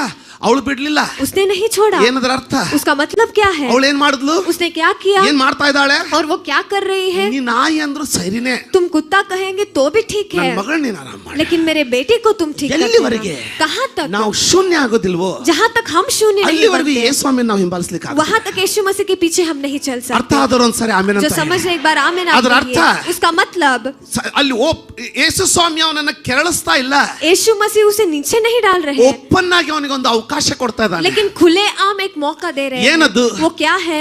ಒಂದು ವೇಳೆ ವಿಚಾರ ಮಾಡ್ಕೊಳ್ಳಿ, अगर आप सोच कर देखिए, ಯೂದ ಮೊಣಕಾಲ್ ಮೇಲೆ ಬಿದ್ದು घुटनों पर आकर, ತಪ್ಪಾತ್ ಸ್ವಾಮಿ, परमेश्वर मुझसे गलती हो गया, ಸೀಕ್ರೆಟ್ ಆಗಿ ಮಾಡಿದ್ದು ನಿನಗೆ ಗೊತ್ತಾಗ್ಬಿಟ್ಟೈತಲ್ಲ जो मैंने राज में किया तुम्हें पता चला, अगर वो कह देता तो 12ರಲ್ಲಿ ಒಬ್ಬನು ಕ್ರೂಜಿಗೆ ಹಾಕಿಸ್ತಾ ಇರ್ಲಿಲ್ಲ. वहां पर 12 में से एक को क्रूज पर ಯೇಸು ಸ್ವಾಮಿ ಹೊರಗಿನವರನ್ನ ಸಿದ್ಧ ಮಾಡ್ಬೇಕಾಗ್ತಾ ಇತ್ತು, ಆರಿಸ್ಕೊಳ್ಬೇಕಾಗ್ತಾ ಇತ್ತು. यीशु मसीह को बाहर वालों को ढूंढना पड़ता, चुनना पड़ता. व्यत्यास आप समझ रहे हो? ಎತ್ತಿ ಕೊಟ್ಟ, उठाकर उन्होंने दे ಕೊಟ್ಟ दिया. ತಕ್ಷಣ देते ही ಏನೋ ಒಂದು ಆಯ್ತಲ್ಲಿ. वहां पर कुछ तो हो ಹೋದವ गया. ಮುಂದೆ ಬೇಗ ಹೋದು ನೋಡು, ನೀವು ತಾವಿಲ್ ಧ್ಯಾನ ಕೊಡಿ ದಯವಿಟ್ಟು. ಅದಕ್ಕೆ आप ಯೇಸು, यहाँ पर ध्यान दीजिए. ಈ ತುತ್ತನ್ನು ಅದ್ದಿ ಯಾರಿಗೆ ಕೊಡುತ್ತೇನೋ ಈ ತುತ್ತನ್ನು ಅದ್ದಿ ಯಾರಿಗೆ ಕೊಡ್ತೇನೋ ಅವನೇ ಎಂದು ಹೇಳಿ, ಅವನೇ ಅಂತ ಹೇಳಿ, ಎಲ್ಲರೂ ಕೇಳಿಸೋಂಗೆ ಅವನೇ ಅಂತ ಹೇಳಿ, ಆ ತುತ್ತನ್ನು ಅಂದ್ರೆ ನೋಡಿಲಿ, ದಯವಿಟ್ಟು ನನಗೆ ಇನ್ಸಲ್ಟ್ ಆತಂತ ತಿಳ್ಕೊಳ್ಬೇಡ್ರಿ. ಯಾರಾದ್ರೂ ನಿಮ್ಮನ್ನ ತಿದ್ದುವಾಗ ಅದು ಸೈತಾನನಿಗೆ ಬಾಗಿಲು ತೆರಿಬಾರ್ದು. 3 ಪ್ರಭಾವಗಳಿದೆ. ಯಾವುದಕ್ಕೆ ಬಾಗಿಲು ತೆರಿತೀರಾ? ಒಂದು ವೇಳೆ ನೀವು ಸೈತಾನನಿಗೆ ಬಾಗಿಲು ತೆರೆದ್ರೆ ಕೋಪಗೊಂಡು ಎದ್ದೋಗ್ತೀರಾ. ಒಂದು ವೇಳೆ ನಿಮಗೆ ಬಾಗಿಲು ತೆರೆದ್ರೆ ಅವಾಗಲೂ ಸಹ ಕೋಪಗೊಂಡು ಎದ್ದೋಗ್ತೀರಾ. ಆದ್ರೆ ದೇವರಿಗೆ ಬಾಗಿಲು ತೆಗೆದ್ರೆ, ಕರ್ತನ ಪ್ರಭಾವಕ್ಕೆ ಬಾಗಿಲು ತೆರೆದ್ರೆ 1 ಗಂಟೆ ಅಳ್ತೀರಾ, 2 ಗಂಟೆ ಅಳ್ತೀರಾ, ತಿರುಗಿ ಅಲ್ಲಿ ಬಂದು ನಿಂತ್ಕೊಳ್ತೀರಾ. ಯಾಕಂದ್ರೆ ನಿಮ್ಗೆ ಗೊತ್ತಿದೆ ನಾನು ಯಾರಿಗೆ ಬಾಗಿಲು ತೆಗಿಬೇಕಂತ. ವ್ಯತ್ಯಾಸ ಅರ್ಥ ಆಗ್ತಿದೆಯಾ? ಇನ್ನೂ ಈಸಿಯಾಗಿ ಹೇಳಕ್ ಪ್ರಯತ್ನ ಮಾಡ್ತೀನಿ, ಓದಮ್ಮ. ಅವನು ಆ ತುತ್ತನ್ನು ತೆಗೆದುಕೊಂಡ ಕೂಡಲೇ, ಏನಂತೆ? ಯೂದನು ಆ ತುತ್ತನ್ನ ತೆಗೆದುಕೊಂಡ ಕೂಡಲೇ ಸೈತಾನನು ಅವನೊಳಗೆ ಹೊಕ್ಕನು. ಇಲ್ಲಿಂದ ಹೀಗೆ ಸ್ಟಾರ್ಟ್ ಆಗುತ್ತೆ, ಇನ್ನು ಈ ಸೀರಿಯಾಗಿ ಸ್ಟಾರ್ಟ್ ಆಗುತ್ತೆ. ಅವನು ಉರುಳು ಹಾಕೊಳ್ಳುವಾಗ ಸೈತಾನನ ಅವನೊಳಗೆ ಹೊಕ್ಕೊಂಡಿರ್ಲಿಲ್ಲ. जब उसने फांसी डाला शैतान उसके अंदर तब ಅಂದ್ರೆ नहीं ಅವಾಗ್ಲೂ गया. ಹೊಕ್ಕೊಂಡಿದ್ದ, ಅದೇ ಒಂದೇ ಸಲ ಹೊಕ್ಕೊಳ್ಳಿಲ್ಲ ಅವನು. सिर्फ वो एक बार उसके अंदर ಇಲ್ಲೇನ್ नहीं ಹೇಳ್ತಾ गया. ಇದೆ? यहाँ पर क्या कह रहा ಆ है? ರಾತ್ರಿ उस रात के समय ಸೈತಾನನು में शैतान ಬೇಗ ಬೇಗ ಸೈತಾನ ಆ ತುತ್ತನ್ನು ತಿಂದ ಕೂಡಲೇ उस टुकड़े को खाते ही, ಎಷ್ಟು ವಿಚಿತ್ರ ನೋಡ್ರಿ, इतना अजीब है. देखिए ಯಾವ್ದ ತುತ್ತು, वो कौन सा टुकड़ा है, ಯಾವ ಭೋಜನ ಅದು? वो कौन सा भोजन है? ಕರ್ತನ ಭೋಜನ. प्रभु भोज वो है. ಕರ್ತನ ಭೋಜನ प्रभु भोजन ಗುಣಪಡಿಸುವ ಭೋಜನ. वो चंगाई करने वाला भोजन है. ಕರ್ತನ ಭೋಜನ प्रभु भोज जो है ಆತನ ನೆನಪಿಗಾಗಿ ಕೊಡಲ್ಪಟ್ಟ ಬೋಧನ. उनके याद में भोजन. दिया गया भोजन वो है. ಆದರೆ लेकिन ಅದನ್ನು ಯೂದನು उसे यूदा ने ಅದನ್ನು ಸ್ವೀಕರಿಸಿಕೊಂಡ ತಕ್ಷಣ उसे स्वीकारते ही, ಕರ್ತನ ಭೋಜನದಲ್ಲಿ ಕಲ್ಮಶ ಇದೆ ಅಂತ ನಾನು ನಿಮಗೆ ಹೇಳ್ತಾ ಇಲ್ಲ, प्रभु भोज में कलमश है क्या मैं नहीं बता रहा, ಅದನ್ನು ಸೇವಿಸುವುದಕ್ಕಿಂತ ಮುಂಚೆ लेकिन उसमें भाग लेने से पहले ಯಾವ ಪ್ರಭಾವ ಅವನಲ್ಲಿ ಕೆಲಸ ಮಾಡ್ತಾ ಇತ್ತು? कौन सा प्रभाव उसके अंदर कार्य कर रहा था? ಅಂದ್ರೆ उसका मतलब ಉರುಳು ಹಾಕೊಳ್ಳುವಾಗ ಸೈತಾನನೊಳಗಡೆ ಬರಲಿಲ್ಲ, फांसी डालते समय शैतान उसके अंदर नहीं आया. ಕರ್ತನ ಭೋಜನ ತೆಗೆದುಕೊಳ್ಳುವಾಗ ಬಂದ. प्रभु भोज लेते समय वो आ गया. ಇನ್ನೊಂದ್ ಸಾರಿ ತೋರಿಸ್ತೀನಿ ನಿಮಗೆ, और एक बार मैं आपको दिखाता ಅದು हूँ, ಮೊದಲೇ ಸಾರಿ ಬಂದದ್ದಲ್ಲ ಅವನಲ್ಲಿ. ಅವನು वहाँ भी पहली बार उसके अंदर नहीं आया ಇದಕ್ಕಿಂತ था. ಮುಂಚೆನೂ ಅವನೊಳಗಡೆ ಬಂದಿದ್ದ. इससे पहले भी शैतान उसके अंदर आया ಅಂದ್ರೆ था. उसका मतलब ಇವನು ಒಂದೇ ಸಾರಿ ಒಳಗಡೆ ಬಂದ್ರೆ सिर्फ शैतान एक ही बार अंदर आता है तो ಅವಾಗಿಂದ ಅವಾಗಲೇ ಕೊಲ್ಲೋದಿಕ್ಕೆ ಅವನಿಗೆ ಆಗೋದಿಲ್ಲ. तभी का तभी उसे वो मार नहीं सकता. ಆದ್ರೆ ಕೊನೆಗೆ ಒಂದು ಗುರಿ ಇಟ್ಕೊಂಡು ಬರ್ತಾ ಇರ್ತಾನೆ. लेकिन अंत में एक मंजिल को रखकर वो बार बार आते रहता है. ವ್ಯತ್ಯಾಸ ಅರ್ಥ ಆಗ್ತಿದೆಯಾ? क्या व्यत्यास आप समझ रहे हो? ಇದು ಇದು ಇದು ಅರ್ಥ ಆಗ್ತದೆ ಇಲ್ಲ ನಿಮಗೆ? आपको समझ रहे हो? ಕೇಳ್ತಾ ಇದ್ರಲ್ಲ? आप सुन रहे हो? ಆಮೆನ್ आमेन ಆಮೆನ್ आमेन ಆಮೆನ್ आमेन. ಒಂದೇ ಸಾರಿ ಬಂದಾಗ ಆಗ್ಲಿಲ್ಲ. एकदम एक ही बार आते ही ಪಾಸ್ಟ್ರೆ, नहीं हुआ. ಇದಕ್ಕಿಂತ ಮುಂಚೆ ಏನಂತ ಹೇಳ್ತೀರಾ ನೀವು? पासवान जी, इससे पहले क्या हुआ ಇದು ಬಹಳ बताएंगे? ಕಾಂಪ್ಲಿಕೇಟೆಡ್ ಅನಿಸ್ತಾ ಇದೆ ಅಥವಾ ಉದಾಹರಣೆಯಿಂದ ಬಿಡಿಸ್ತೀನಿ. ಇನ್ನು उदाहरण बताकर और खोल के ಇನ್ನು बताऊंगा. ಸ್ವಲ್ಪ ಹಿಂದೆ ಹೋದ್ರೆ और थोड़ा पीछे आप ಇನ್ನು जाएंगे ನಾನು तो ಓದೋದಿಲ್ಲ, अब मैं नहीं पढ़ूंगा, ನೇರವಾಗಿ ಹೇಳ್ತೀನಿ. सीधे तरीके से समय ಇಲ್ಲ. बताऊंगा. समय नहीं ಆಗ್ಬೋದಾ? है. क्या हो सकता है? ಇದು ಇದು ಇದು ಲಾಸ್ಟ್ ಸ್ಟೇಜ್. ಇದು अंत्य स्टेज यह है. ಒಮ್ಮೆ ಇದನ್ನ ಕೊಡ್ಲಿಕ್ಕೆ ಆಗೋದಿಲ್ಲ ಸೈತಾನನಿಗೆ. शैतान एकदम से इसे नहीं दे सकता. ಇದಕ್ಕಿಂತ ಮುಂಚೆ इससे पहले ಹೊಕ್ಕಿದ್ದ ಒಳಗಡೆ, उसके अंदर वो गुस्सा था, ಅವಳ ಒಳಗಡೆ ಒಳಗಡೆ ಹೊಕ್ಕಿದ್ದ. उसके अंदर वो घुस गया था. ಅವಾಗ ಏನ್ ಮಾಡ್ದ? तब उसने क्या किया? ಎದ್ದು ಹೋದ. वो उठकर चला गया ಏನೋ ಮಾಡೋದಕ್ಕೆ. कुछ तो करने के ಆದ್ರೆ लिए. ಇದು ಮೊದಲೇ ಸಾರಿ ಅಲ್ಲ. लेकिन ये भी पहली बार नहीं है. ಇಷ್ಟು ದೊಡ್ಡ ಕೆಲಸ ಮಾಡೋಕ್ಕಿಂತ ಮುಂಚೆ इतना बड़ा काम करने से पहले ಮುಂಚೆನೂ ಹೊಕ್ಕಿದ್ದ ಅವನಿಗೆ. उसके पहले भी शैतान उसके अंदर ಏನಂತ? घुसा था. वो क्या है? ಒಂದು ದಿನ एक दिन ಯೇಸು ಸ್ವಾಮಿ यीशु मसीह ಕೂತ್ಕೊಂಡ್ಬಿಟ್ಟು बैठकर ಪಾಪಿಯ ಮನೆಯಲ್ಲಿ ಊಟ ಮಾಡ್ತಾ ಇದ್ದಾರೆ. पापी के घर में वो खा रहे हैं. ಏನಂತೀರಾ, ಕರ ವಸೂಲಿ ಮಾಡೋನ್ ಮನೆಯಲ್ಲಿ. वहाँ पर चुंगी वसूली करने वाले ಅವಾಗ घर ಒಬ್ಬ में. ಸ್ತ್ರೀ ಬಂದು तब एक स्त्री आकर ಬಹಳ ಅಮೂಲ್ಯವಾದ ಎಣ್ಣೆಯಿಂದ बहुत अमूल्य तेल से ಆ ಇಡ್ಲಿ ಎಣ್ಣೆಯನ್ನು ಅವನ ಕಾಲಿಗೆ ಸುರಿದ್ಬಿಟ್ಟು पूरे तेल को उसके पैर पर डालकर ಅವನ ಕಾಲನ್ನ ಎಣ್ಣೆಯಿಂದ ತೊಳೆದು उसके पैर को तेल से ತನ್ನ धोकर ಕೂದಲಿನಿಂದ ಒರೆಸಿದ್ಲಂತೆ. अपने बाल से उसने उसे पोंछ दिया। ಕೇಳ್ತಾ ಇದ್ದೀರಾ? क्या आप सुन रहे हैं? ಅದ್ಭುತವಾದ ಪ್ರವಾದಿ ಇವನು. एक अद्भुत भविष्यवक्ता ಹಳೆ आया है। ಒಡಂಬಡಿಕೆಯ ಪ್ರವಾದಿಗಳು पुराने करार के भविष्यवक्ता है, ಸ್ತ್ರೀಯರನ್ನ स्त्रियों ಹೆಣ್ಣು को, ಮಕ್ಕಳನ್ನ सारे बेटियों को ಹತ್ತಿರಕ್ಕೆ ತೆಗೆದುಕೊಳ್ತಾ ಇರಲಿಲ್ಲ. वो नजदीक भी नहीं आने ಆದ್ರೆ ಯೇಸು देते। ಸ್ವಾಮಿ लेकिन यीशु मसीह ಪಾಪಿ ಆದವಳನ್ನ जो पापी है ಅವಳ उसे ಮನದ ನೋವನ್ನು ತಿಳಿದುಕೊಂಡು उसके मन में रहने वाले दर्द को समझकर, ಕೇಳ್ತಾ ಇದ್ದೀರಾ? क्या आप सुन रहे हैं? ತಪ್ಪು ಪ್ರಭಾವದಲ್ಲಿ ಇರುವವನಿಗೆ गलत प्रभाव में रहने वाले लोगों को ಎಲ್ಲರ ಮುಂದೆ ರೊಟ್ಟಿಯನ್ನು ಕೊಟ್ಟವನು सबके सामने रोटी को उन्होंने दे दिया, ನೋವಿನಲ್ಲಿ ಇದ್ದವಳಿಗೆ लेकिन जो दर्द में थी उसको ತನ್ನ ಕಾಲನ್ನು ಒರೆಸಲಿಕ್ಕೆ ಅನುಮತಿ ಕೊಡ್ತಾ ಇದ್ದಾನೆ. अपने पैर को पोंछने के लिए ಯಾರು ईश्वर की अनुमति ಮುಟ್ಟಬಾರ್ದೋ, दे। जो नहीं छूना ಅವಳ है ಹೃದಯವನ್ನು ನೋಡಿ उनके हृदय को देखकर ಮುಟ್ಲಿಕ್ಕೆ ಬಿಡ್ತಾ ಇದ್ದಾನೆ. छूने के लिए अनुमति दे रहे हैं, ಯಾವನು ಮುಟ್ಟಬೇಕಾಗಿತ್ತು लेकिन जो उसे छूना ಅವನ था ಹೃದಯವನ್ನು ನೋಡಿ उसके हृदय को देखकर ಅವನು ಯಾರನ್ನೋದನ್ನ ತೋರಿಸ್ಕೊಡ್ತಾ ಇದ್ದಾನೆ. वो कौन है के दिखा रहे हैं। ಕೇಳ್ತಾ ಇದ್ದೀರಾ? क्या आप ಆಮೆನ್ सुन ಹೇಳಿ. रहे हैं? ಆಮೆನ್. आमीन। ಅವಾಗ ಇವನಲ್ಲಿ ಕೂತ್ಕೊಂಡಿದ್ದ. तब ये वहाँ पर बैठा था, 12ರಲ್ಲಿ ಇವನು ಅಲ್ಲಿ ಕೂತ್ಕೊಂಡವನೆ. 12 में से एक वहाँ पर ಇದನ್ನ बैठा ನಾನು था। ಓದ್ತೀನಿ, ನೀವು ಕೇಳಿ ದಯವಿಟ್ಟು. मैं इसे पढ़ूंगा, आप कृपया करके सुनिए, ಯಾಕಂದ್ರೆ ಸಮಯ ಆಗುತ್ತೆ. क्योंकि समय नहीं है। ಆಮೆನ್. आमीन। ಆಮೆನ್. ಆಮೆನ್. ಇದೇ ಯೋಹಾನ್ ಹೇಳ್ತಾನೆ, यही यूहन्ना कहता है, ಈ ಯೂದನು यह युद्ध ಒಮ್ಮಿಂದೊಮ್ಮೆ ಎಂತ ಮೂರ್ಖತನ ಇದು. किस तरीके का मूर्खता यह है। ಈ ಎಣ್ಣೆಯನ್ನ ಮಾರಿ इस तेल को बेचकर ಬಡವರಿಗೆ ಕೊಡ್ಬೋದಿತ್ತಲ್ಲ. गरीबों में बांट सकती थी ना। ಸೈತಾನನು ಇಲ್ಲಿ ಎಂಟರ್ ಆಗೋದಿಲ್ಲ ನಿನಗೆ. शैतान अंत में आपके अंदर प्रवेश नहीं ಸೈತಾನನು करेगा। ಇಲ್ಲೇನು ಎಂಟರ್ ಆಗೋದಿಲ್ಲ ನಿನಗೆ. शैतान बीच में भी आपके अंदर प्रवेश नहीं करेगा, ಮುಂಚಿಂದನೇ लेकिन पहले से ही ಸಣ್ಣದಾಗಿ ಪ್ರಾರಂಭ ಮಾಡಿರ್ತಾನೆ. धीरे धीरे छोटे कार्यों से वो ನಿನ್ನ प्रारंभ करता ಮಕ್ಕಳನ್ನ है। ಹೆಂಗ ಯಾವ ರೀತಿ ಮಾತಾಡಿಸ್ತೀಯೋ ಎಚ್ಚರ.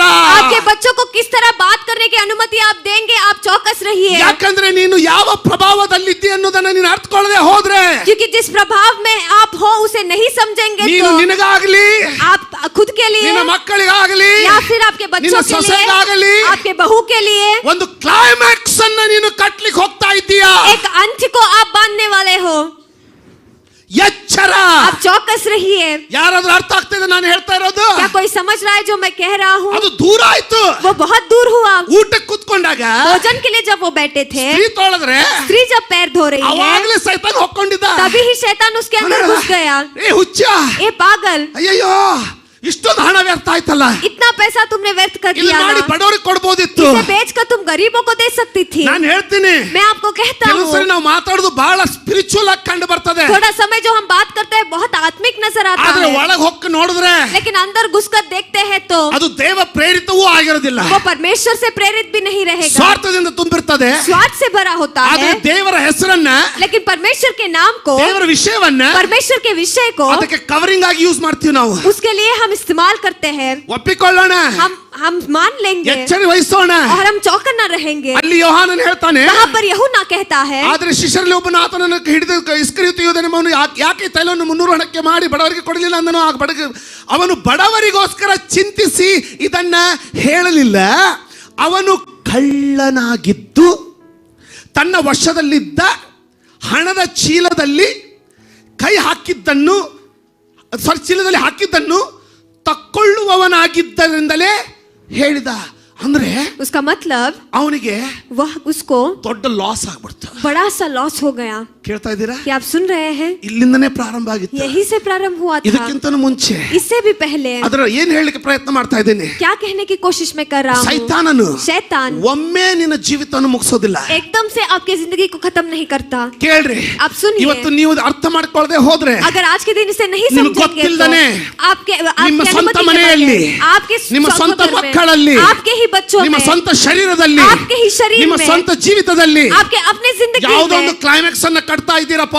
कौन से अंत को आप बांध रहे हो? ದಯವಿಟ್ಟು ಆ ರೀತಿ ಮಾಡಬೇಡಿ. क्या करके उस तरीके से मत ಇವತ್ತೇ ಅದನ್ನ कीजिएगा। ಬಂದ್ ಮಾಡ್ಬೇಕು ನಾವು. आज ही उसको हम बंद करना है। ಏನಾಯ್ತು? क्या हुआ? ಅದಕ್ಕಿಂತ ಹಿಂದೆ ಹೋಗೋಣ. उससे भी हम पहले आगे बढ़ेंगे। ನಾವು ರಿವರ್ಸ್ ಜರ್ನಿ ಹೋಗ್ತಾ ಇದ್ದೀವಿ. हम उल्टा सफर कर ಅರ್ಥ रहे ಆಗ್ತಾ ಇದ್ದಾನೆ? हैं। आप समझ रहे ಅದಕ್ಕಿಂತ हो ಹಿಂದೆ ना? ಹೋಗೋಣ. उससे भी पीछे हम ಯೇಸು जाएंगे। ಸ್ವಾಮಿ ಅವನನ್ನು ಆರಿಸಿಕೊಂಡಾಗ यीशु मसीह ने जब उसे चुना था, ಎಲ್ಲರಂತೆ ಅವನಿಗೂ ಭಯ ಇತ್ತು, सबके जैसे उसके अंदर भी डर ಎಲ್ಲರಂತೆ था, ಅವನಿಗೂ ಗೌರವ ಇತ್ತು. सबके जैसे उसको भी गौरव था। ಆಮೆನ್, आमेन, ಆಮೆನ್. आमेन। ಆಮೆನ್. ಒಬ್ಬ ಒಳ್ಳೆ ನಾಯಕನು. एक अच्छा सा नायक. ಇವತ್ತು ಅಂತರಂಗಿಕ ಶಬ್ದ ಅಂತ ಹೇಳ್ತೀನಿ ಕೇಳಿ.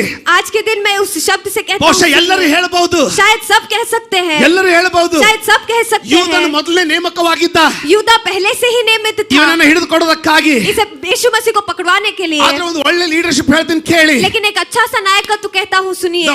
ಒಳ್ಳೆ ನಾಯಕತ್ವದಲ್ಲಿರೋನು अच्छे नायकत्व में रहने वाला. ಕೇಳ್ತಾ ಇದ್ದೀರಾ? क्या आप सुन रहे हैं? ಯಾವುದರಲ್ಲಿ ಇವನು ವೀಕ್ ಆಗಿದ್ದಾನೋ जिस चीज में वो बलहीन है, ಅದೇ ಜವಾಬ್ದಾರಿಯನ್ನು ಅವನಿಗೆ ಕೊಡ್ತಾನೆ. उसी जिम्मेदारी को उसे दिया जाता ಯಾಕೆ? है. क्यों? ಆ ಜವಾಬ್ದಾರಿಯಲ್ಲಿ ಅವನು ಒಳ್ಳೆಯವನಾಗಿ ಅವನು ಸುಧಾರಿಸಿಕೊಳ್ಳಿ ಅಂತ. उस जिम्मेदारी में वो सुधर ले कह के. ನಾವು ಸ್ಕೂಲಲ್ಲಿ ಇದ್ದಾಗ, हम जब स्कूल में थे, ನಾನು ಹೈಸ್ಕೂಲ್ ಅಲ್ಲಿ ಇದ್ದಾಗ, जब मैं हाई स्कूल में था, ನಮ್ಮ ಕ್ಲಾಸ್ ಅಲ್ಲಿ हमारे क्लास में ಎಲ್ಲರಿಗಿಂತ ಉಡಾಳವಾದಂತ ಹುಡುಗ सबसे नौटंकी करने वाला लड़का, ಟೀಚರ್ ಅವನು ಹಿಡ್ಕೊಂಡ್ಬಿಟ್ಟು टीचर उसे पकड़कर, ಮಾನಿಟರ್ ಮಾಡ್ಲಿಲ್ಲ. ಮಾನಿಟರ್ ಮಾಡಿದ್ರೆ ಗುಂಡಾಗ್ತಾ ಇದ್ದ ಅವನು. ಮಾನಿಟರ್ ಮಾಡ್ಲಿಲ್ಲ. मॉनिटर उसे नहीं किया. ಏನ್ ಕೆಲಸ ಕೊಟ್ರೆ ಹೇಳಿ? क्या काम दिया बताइए? ಹೋಮ್ವರ್ಕ್ ಮಾಡದೇ ಇರೋನಿಗೆ जो जिसने होमवर्क नहीं किया है, ಎಲ್ಲರದು ಹೋಮ್ವರ್ಕ್ ಚೆಕ್ ಮಾಡೋ ಕೆಲಸ ಕೊಟ್ರು.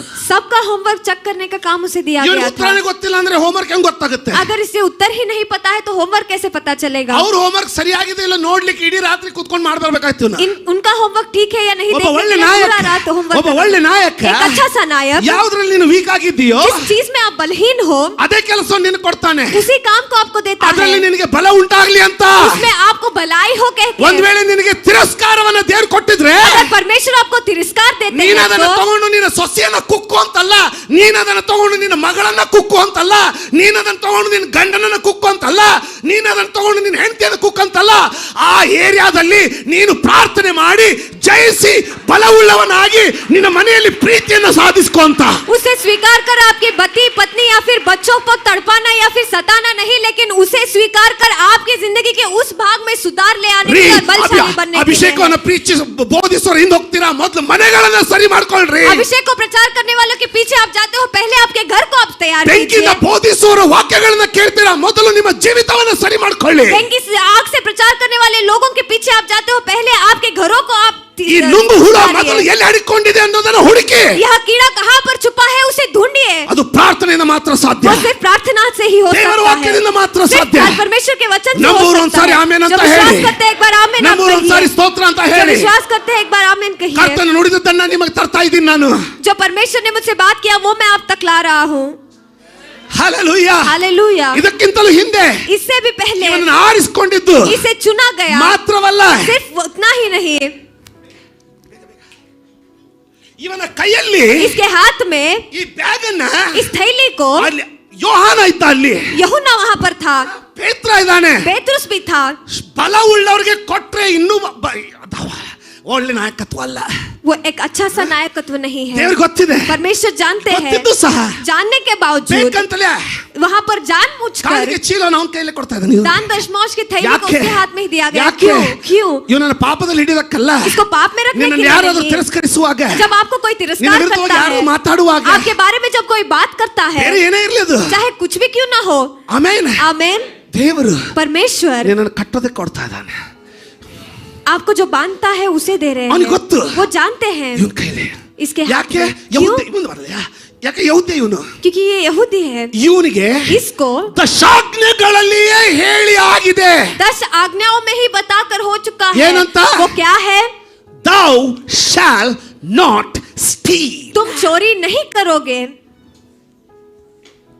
ಕಳು ಮಾಡಬಾರದು. चोरी नहीं करना है. ಇವನು ಆ ದಶ ಆಜ್ಞೆಗಳಲ್ಲಿ उस 10 आज्ञाओं में ಚಿಕ್ಕವನಾಗಿಂದಾಗಿಂದ ಬೆಳೆದವನು ಇವನು. जब वो छोटा था बचपन से ही वो सुनकर बड़ा हुआ है. ದೇವರು परमेश्वर ನಿನ್ನ ಮೇಲೆ ನಂಬಿಕೆ ಇಟ್ಟು ನಿನಗೆ ಸ್ಥಾನ ನಿನಗೆ ಜವಾಬ್ದಾರಿ ಕೊಡೋದಿಲ್ಲ. आप पर विश्वास रखकर आपको जिम्मेदारी नहीं देते. ತನ್ನ ವಾಕ್ಯದ ಮೇಲೆ ನಂಬಿಕೆ ಇಟ್ಟು ಜವಾಬ್ದಾರಿಯನ್ನ ನಿನ್ನ ಕೈಯಲ್ಲಿ ಏನಂತ ಕೊಡ್ತಾನೆ, ನನ್ನ ವಾಕ್ಯವನ್ನು ಕೊಟ್ಟಿದ್ದೀನಿ, ನನ್ನ ನಂಬಿಕೆ ಇವನ ಮೇಲಲ್ಲ, ನನ್ನ ವಾಕ್ಯದ ಮೇಲೆ. परमेश्वर ಇವನ ವಾಕ್ಯದನ್ನ ಪಾಲಿಸ್ತಾನಂತ ಇವನ ಅಯೋಗ್ಯತನದಲ್ಲಿಯೂ ಸಹ ನಾನು ಅವನಿಗೆ ನನ್ನ ಜವಾಬ್ದಾರಿಯನ್ನು ಕೊಡ್ತೀನಿ. यह उस वचन का पालन करेगा, वो जानकर उसके अयोग्यता में देवरा- उस जिम्मेदारी वो देते हैं. ದೇವರ ಆ ಮಕ್ಕಳನ್ನ ನಿಮ್ಮ ಕೈಯಲ್ಲಿಟ್ಟಾಗ, परमेश्वर उन बच्चों को आपके हाथों में दिया है. ದೇವರ ಅಣ್ಣನನ್ನ ನಿನಗೆ ಕೊಟ್ಟಾಗ, परमेश्वर ने जब उस भाई को आपको दिया ದೇವರ है, ಆ ತಮ್ಮನ ನಿಮ್ಮ ಮನೆಯಲ್ಲಿ ಕೊಟ್ಟಾಗ, जब परमेश्वर ने आपके घर में छोटा भाई ದೇವರ दिया ಆ है, ಸೊಸೆಯನ್ನ ನಿನ್ನ ಮನೆಯಲ್ಲಿ ಕೊಟ್ಟಾಗ, जब परमेश्वर ने उस बहू को आपके घर में दिया ನಿನಗೆ है, ಮೊದಲೇ ದಶಾಜ್ಞೆಗಳನ್ನ ಕೊಟ್ಟು ನಂತರ ಅವ್ರನ್ನ ನಿನ್ನ ಕೈಯಲ್ಲಿಟ್ಟವನೇ. पहले 10 आज्ञाओं को आपको देकर उसके बाद उनको आपके हाथ अर्थ में आयता? दिया गया है. क्या आप समझ रहे हो? अर्थ आयता? क्या आप समझ रहे हो? ಏನಂತ ಇಟ್ಟವನೇ? वो क्या करके दिया ನಿನ್ನ गया ನೆರೆಯವನನ್ನ है? ನಿನ್ನಂತೆ ಪ್ರೀತಿಸಿ, ನಿನ್ನ ಗೋಡೆ ಆ ಕಡೆ ಇರೋ ನೆರೆಯವನನ್ನ ಮೊದಲು ಪ್ರೀತಿಸೋದಕ್ಕಿಂತ ಮುಂಚೆ ನಿನ್ನ ಮನೆಯಲ್ಲಿರುವಂತ ನಿನ್ನ ಮಕ್ಕಳನ್ನ ನಿನ್ನಂತೆ ಪ್ರೀತಿಸ್ತೀಯ ಅಂತ ನಂಬಿ ನಿನ್ನ ಗರ್ಭ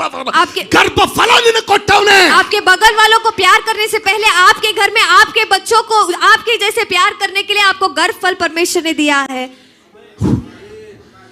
ಯಾರಿಗಾದ್ರೂ ಅರ್ಥ ಆಗ್ತಾ ಇದೆ क्या कोई समझ रहे हैं? ಯಾರಿಗಾದ್ರೂ ಅರ್ಥ ಆಗ್ತದೆ ಅನ್ಸಲ್ಲ ಆಮೇಲೆ ಅಂತಾಳೆ. Am I preaching today? क्या मैं आज प्रचार कर रहा हूँ? ಆಮೇನ್. आमेन. ಬೋಧಿಸ್ತಾ ಇದ್ದೀನೋ ನಾನು? क्या मैं आज प्रचार कर रहा हूँ? ಈ ಬೋಧನೆಗೆ ಜೀವ ಉಂಟು? इस प्रचार में जीवन है. ಜೀವ ಇದ್ರೆ ಒಂದ್ಸಾರಿ ಕರಗಳನ್ನ ಎತ್ತಿಸಿ अगर ದೇವರಿಗೆ जीवन है ಸ್ತೋತ್ರಪ್ಪ तो ಈ हाथ ಜೀವಕ್ಕಾಗಿ उठाकर ಅಂತ ಹೇಳು. परमेश्वर को धन्यवाद दीजिए. ಆಮೇನ್. आमेन. ಆಮೇನ್. आमेन. ಆಮೇನ್. आमेन. ಆಮೇನ್. आमेन. ಆಮೇನ್. आमेन. ಗೊತ್ತು वो जानता ಇವನ है ಬಲಹೀನತೆ, इसका बलहीनता, ಆದ್ರೆ ನನಗೆ ಗೊತ್ತು ನನ್ನ ವಾಕ್ಯದ ಬಲ. लेकिन मैं जानता हूँ मेरा वचन का बल. ಅವನಿಗೆ ಅವಾಗಲೇ ಕೊಟ್ಟಿದ್ದಾನೆ ಅವನು. तभी ही उसे दिया ಯಾಕೆ? गया. क्यों? ನೀನು ಕಳುವು ಮಾಡಬಾರ್ದು. तुम चोरी नहीं ಇನ್ನು ಯೇಸು करना ಸ್ವಾಮಿ है. ಬೇರೆ ಹೇಳ್ಬೇಕ ಅವನಿಗೆ. यीशु मसीह अलग से उसे कुछ बताना है. ಯವನಸ್ಥನ್ ಬಂದಾಗ ಏನಂತ ಹೇಳಿದ ಯೇಸು ಸ್ವಾಮಿ? जब युवक आया था तो यवनस्थन यीशु बंदा? मसीह ने क्या, युवक आया, ಐಶ್ವರ್ಯವಂತ, एक अमीर सूबेदार ನಾನು आया. ಪರಲೋಕಕ್ಕೆ ಹೋಗ್ಬೇಕಂದ್ರೆ ಏನ್ ಮಾಡ್ಬೇಕು? मैं स्वर्ग जाना है तो क्या करना ಯೇಸು ಸ್ವಾಮಿ ಏನ್ है? ಹೇಳ್ದ? यीशु मसीह ने क्या कहा? ಧರ್ಮಶಾಸ್ತ್ರದಲ್ಲಿ ಬರ್ದಿರೋದೇನಲ್ಲ ಮಾಡು. धर्मशास्त्र में जो कुछ लिखा है सब कुछ पालन करना. ಇವನಿಗೆ ಬೇರೆ ಹೇಳ್ಬೇಕಾ? इसे अलग से कुछ कहना है. ಕಳುವು ಮಾಡಬೇಡ ಅಂತ? चोरी नहीं करना है के ಕರೆಕ್ಟಾ? सही है. ಅದರ ಅರ್ಥ उसका मतलब ದೇವರ ವಾಕ್ಯಕ್ಕೆ ನಡೆದೇ ಇರುವಾಗ परमेश्वर के वचन के अनुसार नहीं चलते हैं तो ಈ ಮೂರನೇ ಪ್ರಭಾವಕ್ಕೆ ನಾವು ಬಲಿಯಾಗಲಿಕ್ಕೆ ಪ್ರಾರಂಭ ಮಾಡ್ತೀವಿ. ಎಚ್ಚರ. यह तीसरे प्रभाव में बलि हो जाएंगे. आप चौकस ದುರಾತ್ಮನ रहिए. ಪ್ರಭಾವ. दुरात्मा का प्रभाव. ಮೊದಲನೇ ದಿನ पहला दिन ಇವನ ಕೈ ಹಾಕಿ, जब इसने इसमें हाथ डाला, ಕೈ ಹಾಕಿ जब इसने इसमें हाथ डाला, ತಕೊಂಡು लेकर ಹೆಂಗ ಇಟ್ಕೊಂಡು ऐसे ही रखकर, ಆಮೇನ್ आमेन, ಮನೆಗೆ ಹೋಗಿ घर जाकर ಮಕ್ಕಳಿಗೆ ಐಸ್ ಕ್ರೀಮ್ ಏನೋ ತಗೊಂಡೋಗ್ಬಿಟ್ಟ. बच्चों को आइसक्रीम या फिर कुछ तो वो ले ಅವತ್ತು गया. ರಾತ್ರಿ ನಿದ್ದೆ ಹತ್ತಿಲ್ಲ. उस रात के समय में उसे नींद नहीं लगा.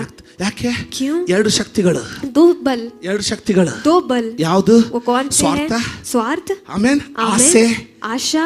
ಯಾವ ಪ್ರಭಾವಗಳು? ಮೂರು ಪ್ರಭಾವಗಳು. कौन से प्रभाव है? तीनों ಮನುಷ್ಯ ही? ಪ್ರಭಾವ. मनुष्य का प्रभाव. ಮನುಷ್ಯ ಪ್ರಭಾವವನ್ನು ಸೆಳಿತಾ ಇದೆ. मनुष्य का प्रभाव इसे खींच ಎಷ್ಟು रहा ಚೆನ್ನಾಗಿ है. ಕಾಣ್ತೈತೆ, कितना अच्छा नजर आ रहा है. ತುಂಬಿ ಬರ್ತೈತೆ. वो भर भर कर आ ಎಲ್ಲರೂ रहा है. ಅಂತಾರೆ ಯೇಸು ಸ್ವಾಮಿಗೆ ಏನು ಬರ್ತಾ ಇರ್ಲಿಲ್ಲ ಅಂತ. सब कहते हैं यीशु मसीह को कुछ नहीं आता ನಾನೇನ್ था. ಹೇಳ್ತಾ ಇದ್ದೀನಿ ಗೊತ್ತಾ? मैं क्या कह रहा हूँ आप जानते ಯಾವ हो? ಪ್ರೀಚರ್ಗೂ ಬರ್ಲಾರ್ದಂತ ಆಫರಿಂಗ್ ಯೇಸು ಸ್ವಾಮಿ ಬರ್ತಾ ಇತ್ತು.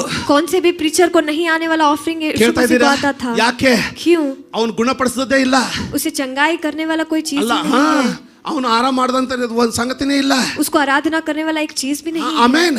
ಮತ್ತೆ ಈ ಯಹೂದ್ಯರು और यह यहूदी ಬಾಲ್ಯದಿಂದಲೇ ಆಲಯಕ್ಕೆ ಕೊಡುವುದ್ರ ಬಗ್ಗೆ ಬೋಧಿಸಲ್ಪಟ್ಟವರು. बचपन से ही भवन में देने के बारे में प्रचार किए गए ತುಂಬಿ हैं. ತುಳುತ್ತಾ ಇತ್ತು. वो भरकर उभर रहा है. ಆಮೇನ್. आमेन. ಇವನು ಅನ್ಕೊಳ್ತಾನೆ ये सोचता है ಓವರ್ ಐತೆ, बहुत कुछ है. ಎಂಜಾಯ್ ಮಾಡ್ದ.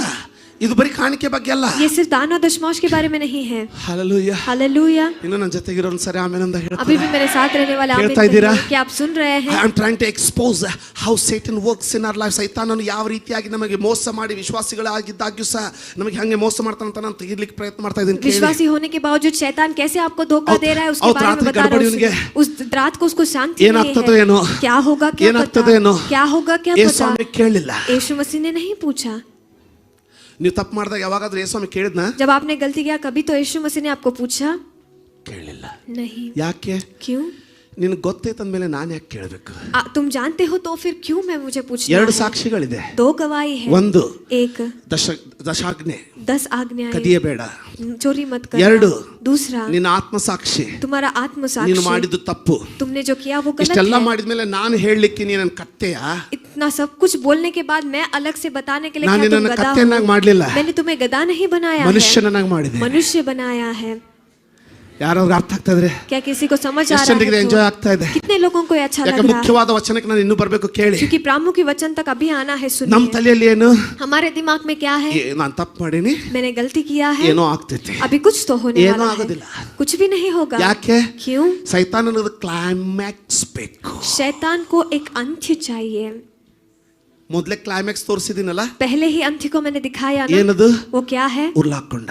फांसी उसने डाल ಕೇಳಿದ್ರ? दिया। क्या आपने ಅವನಿಗೆ सुना? ಕ್ಲೈಮ್ಯಾಕ್ಸ್ ಬೇಕು ಮಗನೇ, उसको क्लाइमैक्स चाहिए ಅವನಿಗೆ बेटा, ಕ್ಲೈಮ್ಯಾಕ್ಸ್ ಬೇಕು ಮಗಳೇ. उसको क्लाइमैक्स चाहिए बेटी। ಇವನು ಬರ್ನೇ ದಿನ ಬೀಳಲಿಲ್ಲ, वो गिरा नहीं, ಕೈ ಮುರಿಲಿಲ್ಲ, उसका हाथ नहीं टूटा। ತಿಳಿತಾ ಹೆಂಗಿರ್ತದ ನೋಡ್ರಿ ಮೋಸ. आप समझिए ಕಾಲ್ दो का ಮುರಿಲಿಲ್ಲ, कैसा, पैर नहीं टूटा, ಏನಾಗುದಿಲ್ಲ ಬೇಡ.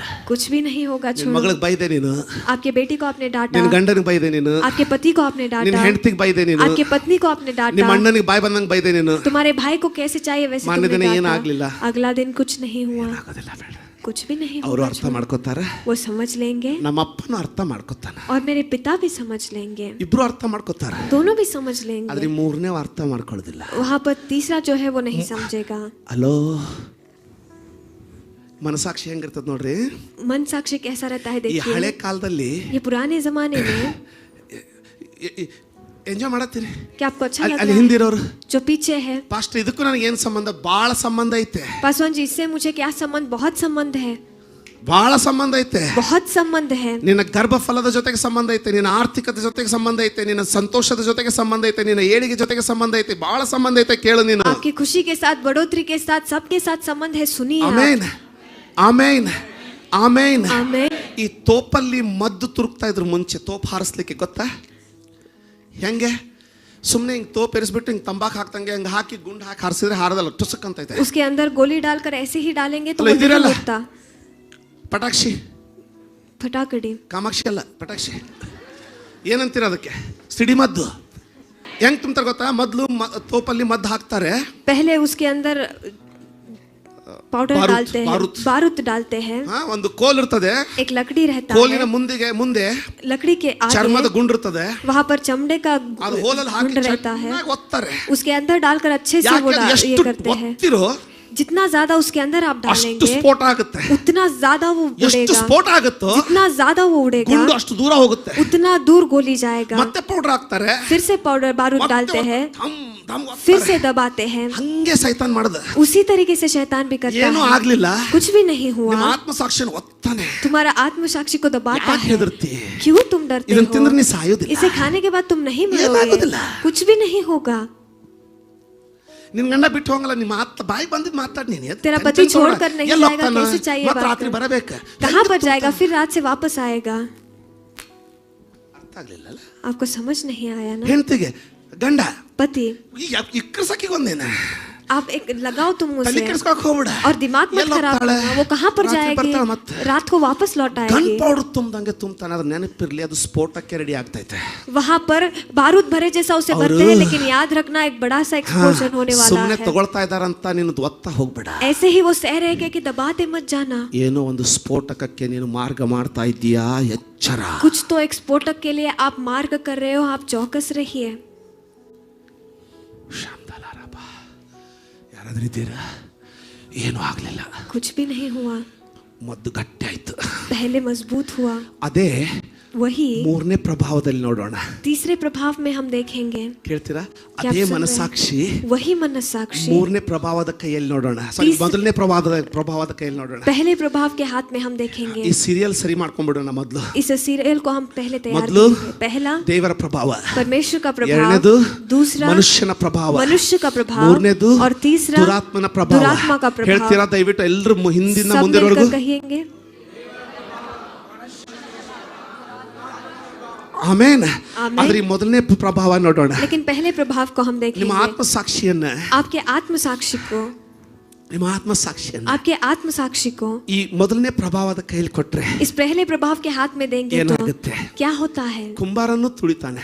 कुंभार भी तुंगलता है।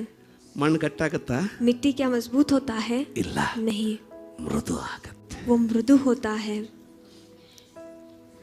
ಸೈತಾನ ತುಳಿತಾನೆ, शैतान भी तुंगलता है, ಕಲ್ಲಾಗತ್ತೆ. वो पत्थर बन जाता है। ದೇವರು ತುಳಿತಾನೆ, परमेश्वर तुंगलते हैं, ಮೃದು ಆಗತ್ತೆ. वो मृदु बन जाता है। ಅರ್ಥ ಆದರ ಆಮೇಲೆ ಹೇಳಿ. जो समझ रहे आमेन आप कहिए। ಪಾಸ್ಟ್ರೇ, पासवान जी, ಹೇಗೆ? कैसे? ನೀನು ಮದ್ದಾಗಬೇಡ, आप वहाँ पर बारूद मत डालना, ಜೇಡಿ ಮಣ್ಣಾಗ. वहाँ पर मिट्टी बनना. ನೀನು ಮದ್ದಾದ್ರೆ अगर तुम बारूद बनोगे ಸೈತಾನ್ ಕೈಯಲ್ಲಿ ಬೀಳ್ತೀಯ. शैतान के हाथ में पड़ जाओगे. ಜೇಡಿ ಮಣ್ಣಾದ್ರೆ अगर तुम मिट्टी बनोगे ಕುಂಬಾರನ ಕೈಯಲ್ಲಿ ಬೀಳ್ತೀಯ. कुम्हार के हाथ में तुम रहोगे. ಏನಿ ಜೇಡಿ ಮಣ್ಣು? यह मिट्टी क्या है? ಯಾವ ಯೂದನಿಗೆ ಎಲ್ಲೇ ಸೈತಾನನೇನೋ ಅಂತನೂ ಅನ್ಲಿಲ್ಲ ಯೇಸು ಸ್ವಾಮಿ. जिस युद्धा को है शैतान के भी अन्ना? यीशु मसीह ने नहीं अन्ना? कहा. क्या कहा? ಅನ್ನ क्या कहा? ಅವತ್ತು ಅನ್ಬೋದಿತ್ತಲ್ಲ, उस दिन वो कह सकते थे ಎಲ್ಲೇ ना, ಸೈತಾನನೇ हे शैतान ನೀನ್ ಏನ್ ಮಾಡ್ಬೇಕಂದಿದ್ಯೋ ಬೇಗ ಮಾಡು तुम जो करना चाहते हो जल्दी करना. ಅನ್ಲಿಲ್ಲ. ऐसे नहीं कहा. ಅವನ ಹೆಸರು ತಗೊಳ್ಳಿಲ್ಲ ಯೂದ ಅಂತ. उसका नाम भी नहीं लिया युद्धा. ಯಾರಿಗೆ ಎದ್ದಿ ಕೊಡ್ತಾನೆ ಅವನು जिसको मैं डुबा कर देता हूँ वो अष्टे। है.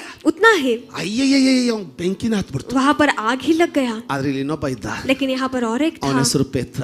उसका नाम पेतरुस. ಅವನಿಗೆ ಮುಖದ ಮುಂದನೆ ಎಲ್ಲರ ಮುಂದನೆ ಮುಖದ ಮೇಲೆ ಅಂದ, उसके चेहरे पर ही सब ಎಲೆ ಸೈತಾನನೇ, हे शैतान ನಿನ್ನ ಯೋಚನೆಗಳು तुम्हारे योजनाएं ಮನುಷ್ಯನ ಯೋಚನೆಗಳು. मनुष्य की योजनाएं हैं. ಪೇತ್ರನ ಅವನು ಹಿಡ್ಕೊಟ್ನ, पेतरुस ने क्या उसे पकड़वाया? ಜೇಡಿ ಮಣ್ರಿ ಅದು. वो मिट्टी है. ಅವನನ್ನ ಬಿಟ್ಟು ಹೋಗ್ಲಿಲ್ಲ, उसे छोड़कर चला नहीं गया. ಅವನ ವಿರುದ್ಧವಾಗಿ ಮಾತಾಡ್ಲಿಲ್ಲ. उसके खिलाफ बात भी नहीं किया. ಯಾಕೆ? क्यों? ಇದು ಉರ್ಲಾಕೊತ್ತು. इसने फांसी डाला. ಒಂದು ದಿನ ಈ ಪೇತ್ರ ನಡೆದ್ರೆ ನೆರಳು ಗುಣಪಡಿಸ್ಲಿಕ್ಕೆ एक ಪ್ರಾರಂಭ दिन ಆಯ್ತು. पेतरुस जब चलता है उसका छांव भी छंगाई देने लगा. ಜೇಡಿ ಮಣ್ಣಾಗೋದು ಬಲಹೀನತೆ ಅಲ್ಲ, मिट्टी बनना बलहीनता नहीं है, ಕರ್ತನ ಬಲ ಅದು. परमेश्वर का बल वह है. ಅರ್ಥ ಆದವ್ರು ಆಮೇನ್ ಅಂತ इसे ಹೇಳಿ. समझ आए एक बार आमेन कहिए. ನೀನು ನುಡಿದು ನೋವು ಮಾಡಿದ್ರೆ आप कह कर अगर दुख देते हो ನೀನು ಜೇಡಿ ಮಣ್ಣು ಆಗ್ಲಿಕ್ಕೆ ಬರೋದಿಲ್ಲ. आप मिट्टी नहीं बन सकते. ಮದ್ದು ನೀನು आप बारूद हो. ಯಾರ್ದೋ ಮನಸ್ಸಿನಲ್ಲಿ ಸ್ಫೋಟಕ ಮಾಡ್ತಾ ಇದ್ದೀಯಾ. किसी के जिंदगी में स्फोटक आप कर रहे ಆದ್ರೆ ಅವರು हो. ಸುಮ್ಮನಿದ್ರೆ लेकिन अगर वो चुप है तो ಎಚ್ಚರ. आप चौकस ಆ रहिए. ಸುಮ್ಮನಿರೋ ನಿನ್ನ ಮಗಳು, वह चुप रहने ಆ वाली तुम्हारी ಸುಮ್ಮನಿರೋ ನಿನ್ನ बेटी, ಸೊಸೆ, वह चुप रहने ಆ वाली तुम्हारी ಸುಮ್ಮನಿರೋ ನಿನ್ನ बहू, ಅತ್ತೆ, वह चुप रहने ಆ वाली तुम्हारी ಸುಮ್ಮನಿರೋ ನಿನ್ನ सास, ಗಂಡ, वह चुप रहने ಆ वाली तुम्हारा ಸುಮ್ಮನಿರೋ ನಿನ್ನ पति, ಹೆಂಡತಿ वो चुप रहने वाली आपकी पत्नी, ಜೇಡಿ ಮಣ್ಣಾಗಿ ಮಾರ್ಪಡ್ತಾ ಇದ್ದಾರೆ. वो मिट्टी बनकर बदल रहे हैं. ನಿನ್ನ ಅಂತೆ ಏನು, ಅವರ ಅಂತೆ ಏನು? आपका अंत क्या है, उनका अंत क्या है? ನೀನು ಅವ್ರಿಗೆ ತೊಂದರೆ ಕೊಡ್ತಾ ಇಲ್ಲಪ್ಪ, आप उनको तकलीफ नहीं दे रहे हैं. ನಿನ್ನ ಕ್ಲೈಮ್ಯಾಕ್ಸ್ ಅನ್ನು ಕಟ್ಕೊಳ್ತಾ ಇದೀಯಾ. आपके अंत को आप बांध रहे हो. आप चौकस रहिए. ಆಮೇನ್. आमेन. ವ್ಯತ್ಯಾಸ ಅರ್ಥ ಆಗ್ತಾ ಇದೆಯಾ? व्यत्यास आप समझ रहे हो? ಇವತ್ತು ಯಾರಾದ್ರೂ ನನ್ನ ಜೊತೆಗಿದ್ದೀರಾ? आज के दिन क्या कोई मेरे ಇದು साथ है? ಕೇಳಲಿಕ್ಕೆ ಕಡುವಾಗಿದ್ರು ये सुनने के लिए कड़वा है तो ನಿಮ್ಮ भी ಜೀವನಕ್ಕೆ ಔಷಧಿ ಇದು. आपके जिंदगी के लिए दवाई यह है. ಇದು ಕೇಳೋದಕ್ಕೆ ಕಷ್ಟ ಆಗಿದ್ರು सुनने के लिए ये कठिन है तो भी ಆಮೇನ್. आमेन. ಏನೂ ಆಗ್ಲಿಲ್ಲ ಅವನಿಗೆ. इसे कुछ भी नहीं हुआ. ಮದ್ದು ತುಂಬಲ್ಪಡ್ತಾ ಇದೆ. बारूद भरा जा रहा है. ಹಂಗೆ ಸ್ಟಾರ್ಟ್ ಇಟ್ಟೇ ಬಿಟ್ಟ. ऐसे ही प्रारंभ उसे रख ही दिया. ಯಾಕೆ? क्यों? ಯೇಸುನ ಕೇಳ್ತಾ ಇಲ್ಲ, यीशु मसीह सुन नहीं रहे, ಯಾರು ಕೇಳೋರಿಲ್ಲ, कोई भी पूछ नहीं रहे ಏನೂ ಆಗ್ತಾ ಇಲ್ಲ, और कुछ भी नहीं हो रहा. ಎಲ್ಲ ಚೆನ್ನಾಗಿ ನಡೀತಾ ಇದೆ. सब कुछ अच्छे से चल रहा है. ಹೊರಗಡೆ ಎಲ್ಲ ಚೆನ್ನಾಗಿ ನಡೀತಾ ಇದೆ, बाहर सब कुछ अच्छा ही चल रहा ಒಳಗಡೆ है. ಮದ್ದು ಮೇಲೆ ಮದ್ದು ತುಂಬ್ತಾ ಇದೆ. ಎಚ್ಚರ. लेकिन अंदर बारूद पर बारूद भरा जा रहा है. आप चौकस रहिए. ಈಗ ಎಲ್ರಿಗೂ ನಮ್ಮ ಸೀನ್ ಅರ್ಥ ಆಗ್ತದ ನಿಮ್ಮ ಜೀವನದ? अब सबको अपना अपना जिंदगी का दृश्य नजर आ रहा है. ನಿಮಗೆ ಭಯ ಇದೆಯಾ? आपको डर है? ಇವತ್ತು ಅದನ್ನ ಮುಗಿಸ್ಬೇಕು ನೀನು. आज के दिन आपको उसे ಇಲ್ದ खत्म ಹೋದ್ರೆ करना ಮದ್ದು है. ತುಂಬ್ತಾ ಇದೆ ಅದು. नहीं तो वो बारूद को भर रहा है.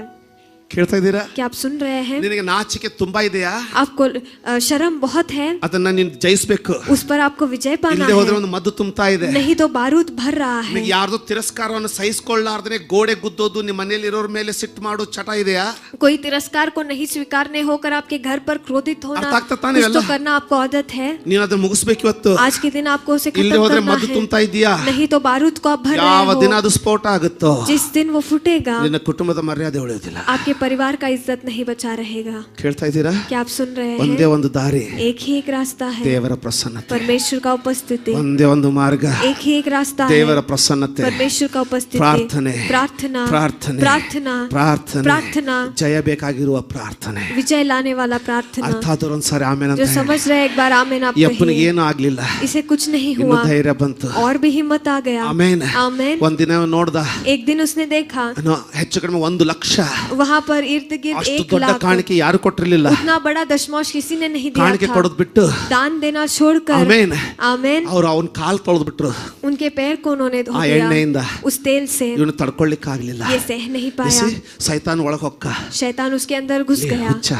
ए पागल. ಒಂದು ಕೋಪ, एक गुस्सा. ಅದು ಕೋಪ ಅಲ್ಲ, वो गुस्सा नहीं ಅದು है. ಮದ್ದು ತಯಾರಾಗ್ತಾ ಇದೆ. वहाँ पर बारूद तैयार ಲಾಸ್ಟ್ हो रहा ಸ್ಟೇಜ್ है. ಗೋಸ್ಕರ अंतिम स्टेज के लिए. ಒಂದು ಮೋಹ, एक अभिलाषा. ಮೋಹ ಅಲ್ಲ, वो अभिलाषा नहीं है. ಅಂತ್ಯಕ್ಕೋಸ್ಕರ ಸಿದ್ಧ ಆಗ್ತಾ ಇದೆ. अंत के लिए वो तैयार हो रहा है. ಒಂದು ಕ್ರೋಧ, एक क्रोध. ಕ್ರೋಧವಲ್ಲ, वो क्रोध नहीं है. ಅಂತ ಕ್ಲೈಮ್ಯಾಕ್ಸ್ ಗೋಸ್ಕರ ಸಿದ್ಧ ಆಗ್ತಾ ಇದೆ. अंत के लिए वो तैयार ಒಂದು हो रहा ದ್ವೇಷ, है. एक द्वेष. ದ್ವೇಷ ಅಲ್ಲ, वो द्वेष नहीं है. ಕ್ಲೈಮ್ಯಾಕ್ಸ್ ಗೋಸ್ಕರ ಸಿದ್ಧ ಆಗ್ತಾ ಇದೆ. अंत के लिए वो ಆದ್ರೆ तैयारी ನೆನಪಿರ್ಲಿ, है. लेकिन आप याद रखिए, ಸತ್ತವರು 12 ಮಂದಿ ಶಿಷ್ಯರಲ್ಲ, मरे हुए 12 चेले नहीं है.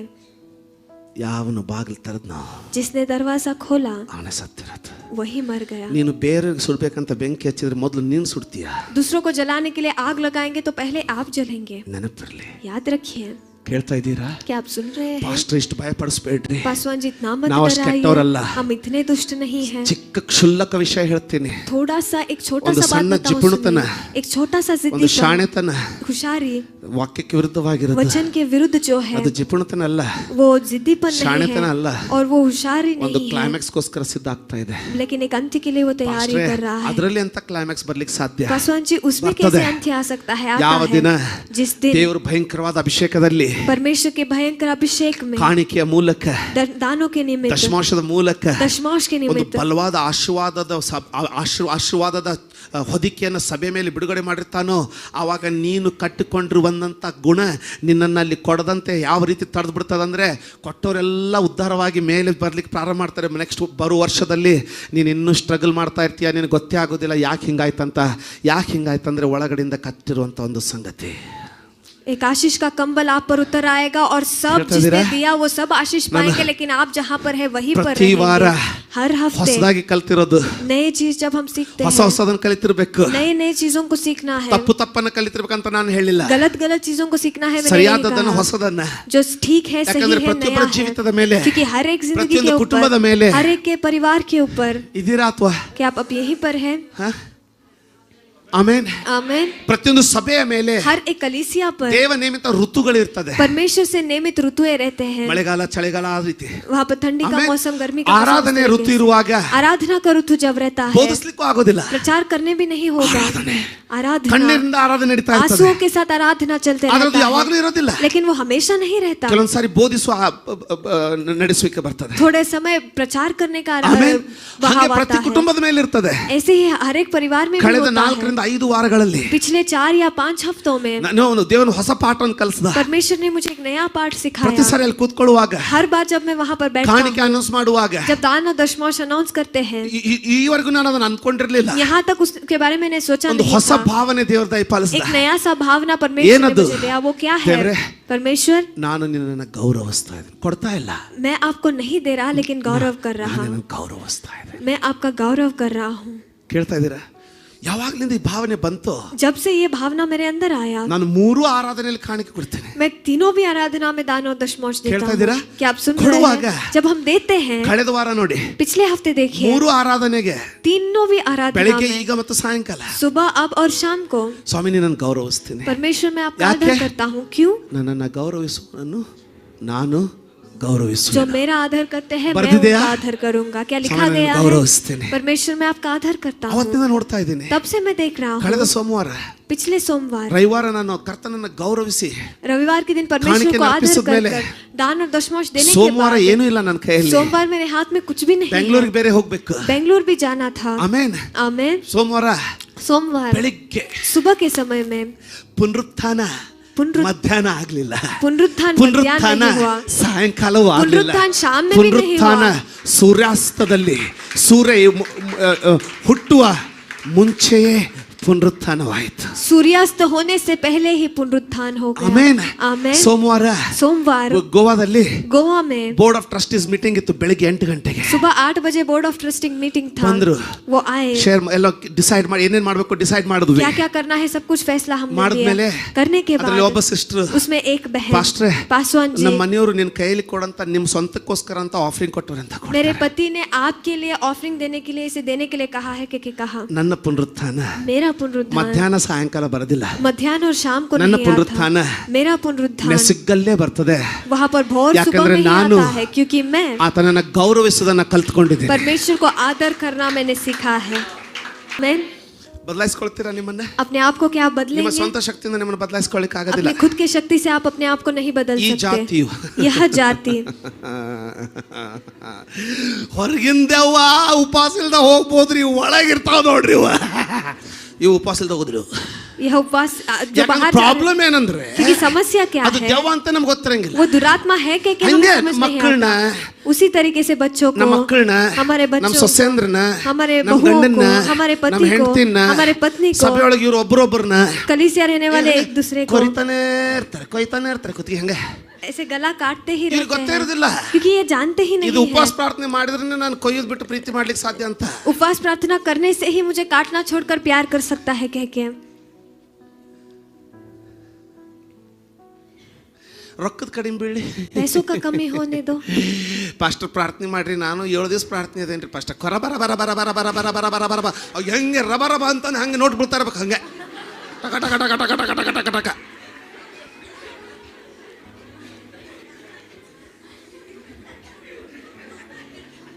ಸುಬರ್ ರೋಯ ಅಭಿ ಹಸ್ತಾ ಹಲೋ. ಆದ್ರೆ ಈ ಗುಣಕ್ಕೆ ಮಾತ್ರ ನಮಗೆ ಉಪವಾಸಕ್ಕೆ ಸಮಯ ಇಲ್ಲ. लेकिन इस गुण के लिए हमारे लिए उपवास प्रार्थना का समय नहीं है। ಜೀವ ಹೋಗುತ್ತೆ, जिंदगी चला जाएगा, ಬೇಡ. नहीं चाहिए। ನಾನು ಹೇಳದ್ನ ಪ್ರಾರಂಭದಲ್ಲಿ, मैंने प्रारंभ में बताया ना, ಅಮ್ಮ अम्मा ಅಪ್ಪ ಇವತ್ತು ಬೋಧಿಸೋದಲ್ಲ, ಮಕ್ಕಳಿಗೆ ಬುದ್ಧಿ ಹೇಳ್ದ ಹಾಗೆ ಹೇಳ್ತೀನಿ ಅಂತ ಹೇಳದ್ನ ನಾನು. आज के दिन जो मैं प्रचार कर रहा हूँ बच्चों को बुद्धि के बताने जैसे बताता हूँ, मैंने कहा था नहीं चाहिए। ಹೋಗಿ प्रार्थना में जाकर ಅದನ್ನ ಜಯಿಸ್ಕೊಳ್ರಿ. उसे आप विजय पा लीजिए। ಕೇಳ್ತಾ ಇದ್ದೀರಾ? क्या आप सुन रहे हैं? ಕೇಳ್ತಾ ಇದ್ದೀರಾ? क्या आप सुन रहे हैं? ಕೇಳ್ತಾ ಇದ್ದೀರಾ? क्या आप सुन रहे हैं? ಇನ್ನು ಆ ದುಡ್ಡು ಮೇಲೆ ಕಣ್ಣು ಹಾಕ್ದ. उस पैसे पर भी उसने नजर डाला। ಆಮೇಲೆ ಸೈತಾನ್ शैतान ಒಂದೊಂದೇ ಸ್ಟೇಜ್ ಕಟ್ತಾನೆ. एक एक कदम वो बांधते ಅವನಿಗೆ रहता ಒಮ್ಮೆ है। ನಿಮ್ಮನ್ನು ಹೊಡಿಲಿಕ್ಕೆ ಅಧಿಕಾರ ಇಲ್ಲ. एकदम से आपको मारने के लिए उसको अधिकार नहीं ಅದಕ್ಕೆ है। ಎಷ್ಟೋ ಸಾರಿ ಅಂತ ಕೆಟ್ಟ ಯೋಚನೆ ಬಂದರೂ ನಿಮಗೆ ಏನು ಮಾಡ್ಕೊಳ್ಳೋ ಧೈರ್ಯ ಆಗ್ಲಿಲ್ಲಲ್ಲ, ಅದು ನಿಮ್ಗೆ ಹೇಳಿತನ ಅಲ್ಲ. इसीलिए कई बार जब आपको वो सोच आया तो कुछ भी आप कहीं नहीं कर पाए, वो आप डरपोक नहीं हो, इसीलिए नहीं है, ಅದಕ್ಕಲ್ಲ. उसके लिए नहीं है। ಇಸ್ರಾಯೇಲರನ್ನ ಕಾಯುವ ದೇವರು इजरायली की रक्षा करने वाले परमेश्वर ನಿನಗೆ ಅವನ ಬಲಿ ಮಾಡ್ತಾ ಇಲ್ಲ, वो आपको बलि नहीं कर रहे हैं, ಕಾಯ್ತಾ ಇದ್ದಾನೆ. लेकिन इंतजार कर रहे हैं। ಕೇಳಿದ್ರ? क्या आपने सुना? ಕೇಳಿದ್ರ? क्या आपने सुना? ಕೊನೆಗೆ ಅವತ್ತು ರಾತ್ರಿ अंत में उस रात के समय में ಸೈತಾನನು ಅವನನ್ನು ಹೊಕ್ಕೊಂಡ. शैतान उसके अंदर घुस गया।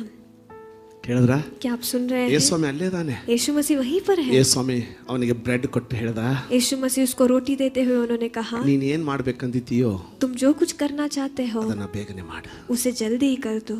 ಯೂದನಿಗೆ ಹೇಳಿಲ್ಲ ಅದನ್ನ, यूदा को नहीं कहा, ಸೈತಾನನಿಗೆ ಹೇಳ್ದ. शैतान से यीशु मसीह ने कहा। ಒಂದು ಭಯಂಕರವಾದಂಥ ವಚನ ಓದ್ತೀನಿ. एक भयंकर वचन को मैं पढ़ूंगा। ಈ ಹಾರರ್ ಶೋ ಅಲ್ಲಿ ಬಾಗಿಲು ತೆಗೆದ हॉरर शो में जिस तरह दरवाजा खुलता है,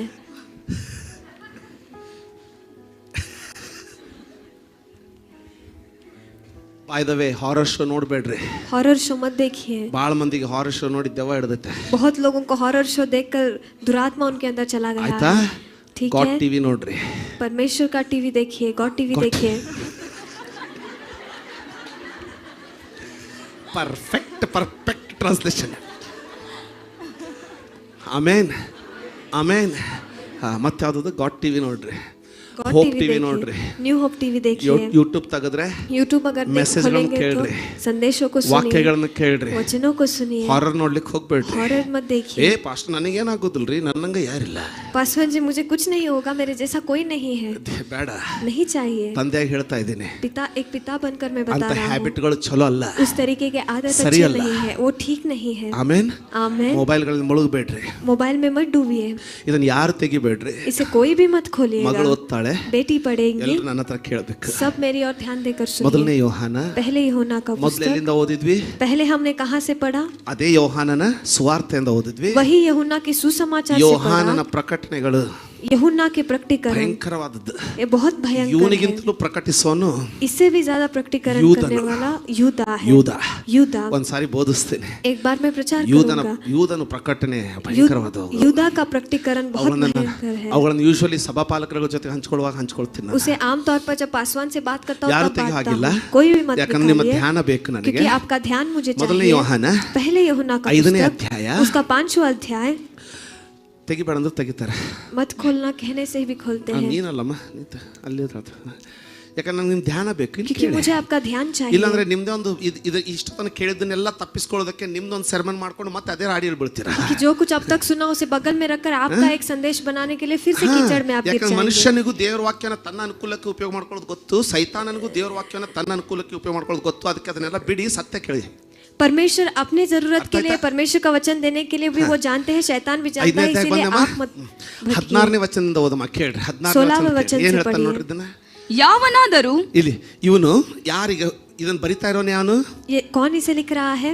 ಸುವಾರ್ತೆಯಲ್ಲಿ ಯೂದನನ್ನ ಕಳ್ಳ ಅಂತ ಗುರುತಿಸಿದ್ನಲ್ಲ, सुसमाचार में यूदा को चोर के जिसने ಅವನೇ पहचाना वही ಅದರ ಮೂಲ ರಹಸ್ಯವನ್ನ ತನ್ನ ಪತ್ರಿಕೆಯಲ್ಲಿ ಹೇಳ್ತಾ ಇದ್ದಾನೆ. उसे उसका मूल रहस्य अपने ಅರ್ಥ पत्रिका में लिख ಮಾಡ್ಕೊಳ್ಳ್ರಿ. रहा है। जो समझ रहे हैं ಅರ್ಥ उसे ಆಯ್ತಾ? समझ लीजिए। ಏನ್ क्या समझ ಹೇಳ್ತಾನೆ? रहे हैं वो क्या कहता है? ಯಾವನಾದರೂ ತನ್ನ ಸಹೋದರನು ಹಾ. ಮರಣಕರವಲ್ಲದ ಈಗ ಪಾಪ ಸಹೋದರ ಬಿಡ್ರಿ, ಯಾವನಾದ್ರೂ ಬಿಡ್ರಿ, ಇದನ್ನ ಹಿಡ್ಕೊಳ್ಳೋದು ಏನಂತೆ? ಮರಣಕರವಲ್ಲದ ಪಾಪ ಮಾಡುವುದನ್ನು ಕಂಡರೆ ಆದ್ರೆ ಪಾಪ ಅಂದ್ರೆ ಈ ಜಾತಿ ಪಾಪ ಮಾಡಿದ್ರೆ ಮರಣ ಬರುದಿಲ್ಲ ಅಂತ್ರಿ. इस जैसे जाति ಪಾಸ್ಟರ್ पाप ಯಾವ್ಯಾವ करते तो ಹೇಳ್ಬಿಡ್ರಿಪ್ಪ मृत्यु नहीं ನಮಗ್ है। ಸ್ವಲ್ಪ पासवान जी थोड़ा मुझे भी बता दो। ಅಲ್ವಾ? ತಿಳಿಲಿಲ್ಲ, आपको समझ नहीं आया, ಶಾಕ್ ಆಯ್ತು. आप शॉक ಇನ್ನು में गिर ಓದೋಣ. गए। आगे हम ಓದಮ್ಮ. पढ़ेंगे। ಮರಣಕರವಲ್ಲದ ಪಾಪ ಮರಣಕರವಲ್ಲದ ಪಾಪವನ್ನ ಮಾಡುವುದನ್ನು ಕಂಡರೆ ಮಾಡೋದನ್ನ ಕಂಡ್ರೆ ಅವನು ಇವತ್ತು ಅದನ್ನೇ ನಾನು ಮಾಡ್ತಾ ಇದ್ದೀನಿ. ಏನು ಮರಣಕರದ ಪಾಪ ಅಲ್ಲ, ಮರಣದ ಕರ ಪಾಪವನ್ನ ಮಾಡೋದನ್ನ ಕಾಣದೇನೆ ಇದೆ ಅನ್ನೋದನ್ನ ಗುರುತಿಸಿ ಏನ್ ಮಾಡ್ಬೇಕಂತೆ? ಅವನು ದೇವರನ್ನು ಬೇಡಿಕೊಳ್ಳಲಿ. ದೇವರನ್ನ ಪಾಪ ಮಾಡೋನಲ್ಲ, ನೋಡೋನು ಬೇಡಿಕೊಳ್ಳಲಿ. ಇವತ್ತು ಯಾಕೆ ಬೋಧಿಸ್ತಾ ಇದ್ದೀನಿ? आज क्यों प्रचार कर रहा हूँ? ಇವು ಮರಣಕರವಲ್ಲದ ಪಾಪ ಇರ್ಲಿಕ್ಕಿಲ್ಲ. यह मृत्यु की ओर चलाने वाले पाप नहीं है। ಇಲ್ಲೊಂದು ಮರಣಕರವಲ್ಲದ ಪಾಪ, ಮರಣಕರ ಪಾಪ ಅಂತ ಎರಡರ ಬಗ್ಗೆ ಮಾತಾಡ್ತಾನೆ. मृत्यु की ओर चलाने वाला पाप और मृत्यु की ओर नहीं चलाने वाला पाप, दो पाप के बारे में बात करते ಆಕ್ಚುಲಿ हैं। ಈಗ ಸಂದೇಶ ಪ್ರಾರಂಭ ಆಯ್ತು. सही में अब संदेश प्रारंभ हुआ है। ಹಲೋ, ಎಷ್ಟು ಜನಕ್ಕೆ ಅರ್ಥ ಆಗ್ತಾ ಇದೆ? कितने लोग समझ पा रहे हैं? ಲಕ್ಷ ಕೊಟ್ಟು ಕೇಳ್ತೀರಾ? ಓದ್ಲಿ, ध्यान देकर आप ಓದ್ತಾಳೆ. सुनेंगे। ಲಕ್ಷ ಕೊಟ್ಟು ಕೇಳ್ರಿ. ಮರಣಕರವಲ್ಲದ ಪಾಪ ಮಾಡುವುದನ್ನು ಕಂಡರೆ ಅವನು ದೇವರನ್ನು ಬೇಡಿಕೊಳ್ಳಲಿ. ಆಗ ದೇವರು ಮರಣಕರವಲ್ಲದ ಪಾಪ ಮಾಡುವವರಿಗೆ ಜೀವವನ್ನು ದಯಪಾಲಿಸುವನು. ಮರಣಕರವಾದ ಒಂದ್ ನಿಮಿಷ. ಒಂದು ವೇಳೆ ಕೇಳಿ, ಈ ಪಾಪ ಮಾಡೋದ್ರಿಂದ ಮರಣ ಬರೋದಿಲ್ಲ ಅಂದ್ರೆ यह पाप करने से मृत्यु नहीं आएगा तो ಪ್ರಾರ್ಥನೆ ಮಾಡಿ ದೇವರಿಂದ ಜೀವ ಯಾಕೆ ಪಡ್ಕೊಳ್ಬೇಕಿತ್ತು? ಹಾಗಿದ್ರೆ प्रार्थना कर कर परमेश्वर से जिंदगी क्यों मांगना था? फिर ಅಂದ್ರೆ उसका मतलब ಇದನ್ನ ಹಂಗೆ ಬಿಟ್ರೆ इसे वैसे ही छोड़ेंगे तो ಮರಣದ ಮಠ ಒಯ್ತೈತೆ. वो मृत्यु तक हमें ले जाएगा। ಅರ್ಥ ಆದ್ರೆ ಆಮೇಲೆ ಇವನು ಮೊದಲೇ ಸಾರಿ ಮಾಡಿದಾಗ ಮರಣ ಬರ್ಲಿಲ್ಲ. पहली बार जब इसने किया मृत्यु नहीं आया। ಅವಾಗ ಯೋಹಾನನಿಗೆ ಈ ಪ್ರಕಟಣೆ ನನಗೆ ಗೊತ್ತಿದ್ರೆ ಒಂದ್ಸಲ ಪ್ರಾರ್ಥನೆ ಮಾಡ್ತಾ ಇದ್ನಲ್ಲ ಅಂತ ಭಾವನೆ ಬಂತು. ಈಗ ಅವನು ಬರಿತಾ ಇದ್ದಾನೆ, ನೀವು ಎಂತ ತಪ್ಪು ಮಾಡಬೇಡ್ರಿ.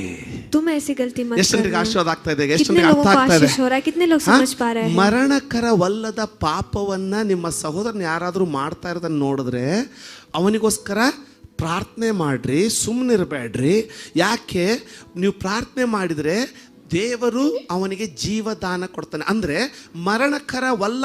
ಈಗ ಉದಾಹರಣೆ, ಅದನ್ನು ತಪ್ಪು ಮಾಡಿದ್ರೆ ಅದೇನು ಮರಣ ತರೋದಿಲ್ಲ, ಆದ್ರೆ ಅದನ್ನು ಹಂಗೆ ಬಿಟ್ಟರೆ ಕ್ಲೈಮ್ಯಾಕ್ಸಿಗೆ ಬಂದ್ಬಿಡ್ತೈತೆ ಒಂದು ದಿನ. वह पाप मृत्यु को नहीं ले आता, लेकिन ऐसे ही अगर छोड़ेंगे तो एक दिन उसका अंत आएगा। ಈ ದಿವಸ ಕಿರಿಕಿರಿ ಕಿರಿಕಿರಿ ಕಿರಿಕಿರಿ ನೀನು ನರಕಕ್ಕೆ ಹೋಗೋದಿಲ್ಲ, ಮರಣ ತರೋದಿಲ್ಲ. ಆದರೆ ಯಾವ ದಿವಸ ಕ್ಲೈಮ್ಯಾಕ್ಸಿಗೆ ಬರ್ತದೋ ಆ ದಿವಸ ಸೈತಾನನ ಏನು ಮಾಡ್ತಾನೆ? ಯೂದನನ್ನ ಹೊಕ್ಕನು. ಅವತ್ತಾಗಬಾರ್ದು ಮನೆಯಲ್ಲಿ ಆಗಿಬಿಡ್ತದೆ. उस दिन जो नहीं,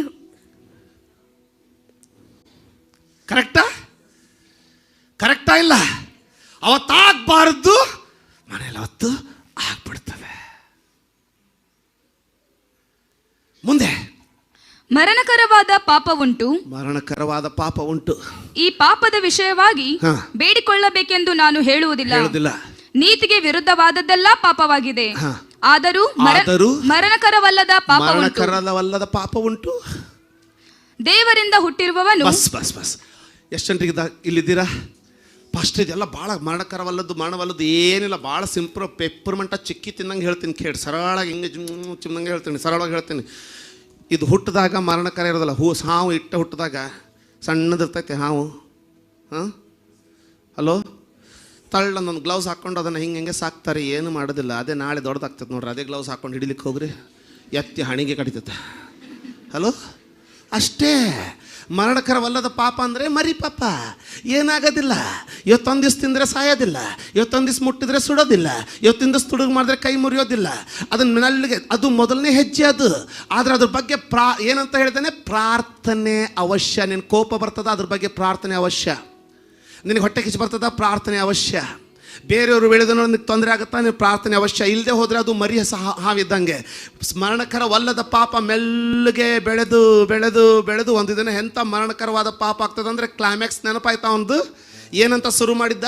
ದಶಾಜ್ಞೆಗಳನ್ನು ಬಲ್ಲಾತನು, ಯಹೂದ್ಯನು, ಸುನ್ನತಿ ಮಾಡಲ್ಪಟ್ಟವನು, ಕದಿಯಬಾರದೆಂಬುದಾಗಿ ಸಂಡೇ ಸ್ಕೂಲಲ್ಲೇ ಬಾಯ್ಪಾಠ ಮಾಡಿದವನು, ಮೊದಲೇದಾಗಿ ಕದ್ದ. ಮರಣಕರವಲ್ಲದ ಪಾಪ. ಯೇಸು ಸ್ವಾಮಿ ಅವನನ್ನು ಖಂಡಿಸಲಿಲ್ಲ, ಏನು ಅನ್ನಲಿಲ್ಲ, ಸೈತಾನನು ಅನ್ನಲಿಲ್ಲ.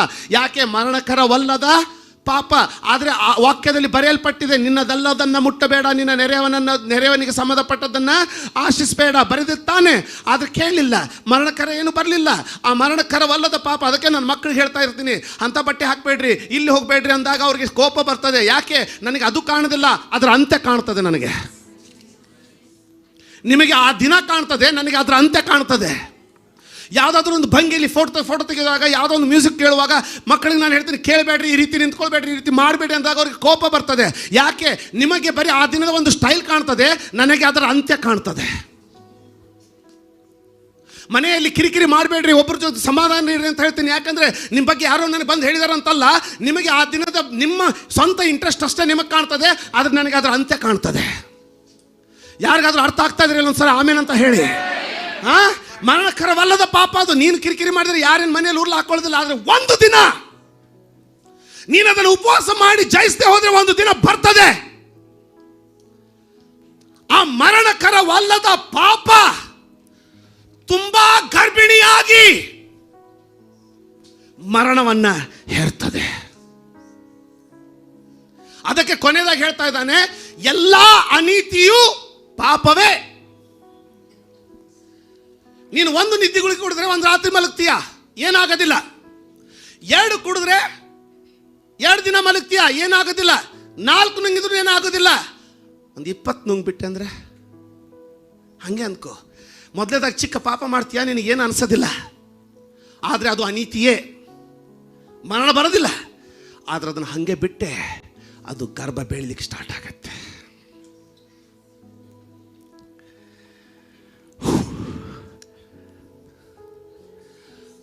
ಮರಣಕರವಲ್ಲದ ಪಾಪದಲ್ಲಿ ನಾವೆಲ್ಲರೂ ತೆವಳ್ತಾ ಇದ್ದೀವಿ. ನನ್ನನ್ನು ಹಿಡ್ಕೊಂಡು ಹೇಳ್ತೀನಿ, ಕೋಪ, ಚಿಕ್ಕ ಹೊಟ್ಟೆ ಕಿಚ್ಚು. ಆ ಚಿಕ್ಕ ಹೊಟ್ಟೆ ಕಿಚ್ಚಿನಲ್ಲಿ ಏನೋದು ನಿಮ್ಮ ಟೀಮ್ನವ್ರಿಗೆ ಏನೊಂದು ಟಾಂಟ್ ಒಗಿಬೋದು, ಅಥವಾ ಸಿಟ್ಟಿನಲ್ಲಿ ಟಾಂಟ್ ಒಗಿಬೋದು. ಅದು ಮರಣಕರವಲ್ಲದ ಪಾಪ, ಅದು ಗೊತ್ತು. ಅದರಲ್ಲಿ ಬಾಗಿಲು ತೆರಿತಾ ಇದ್ದೀಯಾ ನೀನು, ಅದು ಯೋಗ್ಯ ಅಲ್ಲ. ನಿನ್ನ ಮನೆಯಲ್ಲಿ ಸಮಾಧಾನದ ಮಾತುಗಳಿರಬೇಕು, ಸಭೆಯಲ್ಲಿ ಸಮಾಧಾನದ ಮಾತುಗಳಿರ್ಬೇಕಲ್ವಾ. ಇವತ್ತಿನ ಸಂದೇಶ ಯಾರಿಗಾದ್ರೂ ಅರ್ಥ ಆಗ್ತಾ ಇದ್ರೆ ಒಂದ್ಸರಿ ಆಮೇಲೆ ನಮ್ದಾಗ ಹೇಳ್ತೀರಾ? ನಾನು ದೊಡ್ಡ ಸಾಲ ಮಾಡೋನಲ್ಲ, ಚಿಕ್ಕ ಸಾಲ ಮಾಡೋನು. 5-10 ನಿಮಿಷ ಮಾತ್ರ ನಿಮ್ಮಲ್ಲಿ ತೊಗೊಂಡಿದ್ದೀನಿ, ಅಷ್ಟರಲ್ಲಿ ಮುಗಿಸ್ತಾ ಇದ್ದೀನಿ. ಆಶೀರ್ವಾದ ಆಗ್ತಾಯಿದ್ರೆ ಆಮೇನ್ ಅಂತ ಹೇಳಿ. ಆಮೇನ್. ಅಲ್ಲಿ ಕಾನ್ಫರೆನ್ಸಲ್ಲಿ ಡಿ ಮೋಹನ್ ಅವರು ಅಥವಾ ಯಾರೋ ಒಂದು ಎಕ್ಸಾಂಪಲ್ ಕೊಟ್ಟರು ಬೋಧಿಸುವಾಗ. ಭಾಳ ಟಚ್ ಆಯ್ತು ನನಗದು. ಏನಂದರೆ, ಒಂದು ಇಡೀ ದಿನ ಕೆಲಸ ಮಾಡಿ ಸಾಕಾಗಿ ಇನ್ನೇನು ಹಾಸಿಗೆ ಸಿಕ್ಕರೆ ಸಾಕಾಗತ್ತೆ, ಅಷ್ಟು ಸುಸ್ತಾಗಿರಿ ನೀವು. ಅಂದ್ಕೊಳ್ರಿ, ನೀವು ಹಂಗೆ ಆಗೋದಿಲ್ಲ ಅಂದ್ಕೊರಿ. ಏನೋ ರಾತ್ರಿ ಟ್ರಾವೆಲ್ ಮಾಡಿ ಬಂದಿರಿ ಬಸ್ನಾಗ, ಇಡೀ ದಿನ ಕೆಲಸ ಮಾಡಿ ರಾತ್ರಿ ಎಲ್ಲ ಬಸ್ನಾಗ ನಿದ್ದಿನ ಆಗಿಲ್ಲ, ನಿಂತ್ಕೊಂಡ್ರು ಬಂದಿರಿ ಬಸ್. ಇನ್ನು ಬರೀ ಹಿಂಗೆ ಬಿದ್ದರೆ ಹಿಂಗೆ ಮನೆಗೆ ಬಂದು ಇನ್ನು ಹಾಸಿಗೆ ಮೇಲೆ ಬೀಳ್ಬೇಕು ಅನ್ನೋತನ ಒಂದು ಹಾವು ಒಳಗಡೆ ಹೋಗಿ ನೋಡ್ತೀರಿ. ಅಡುಗೆ ಮನೆ ಹಾವು ಮಲ್ಕೋತೀರಿ.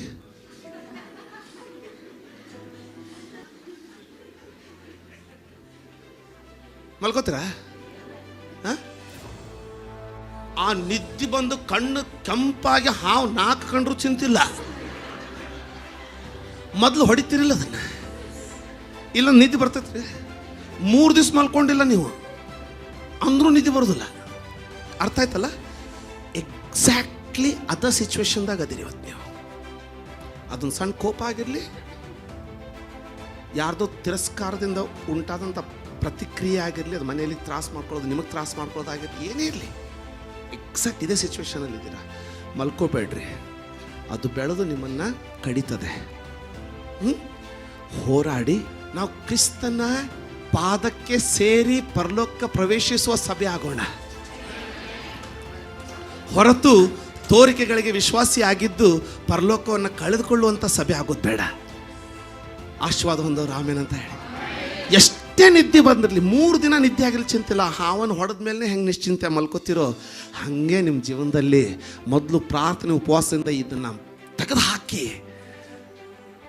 ಸಮಾಧಾನದಿಂದ ಜೀವನ ಪ್ರಾರಂಭ ಮಾಡಿ.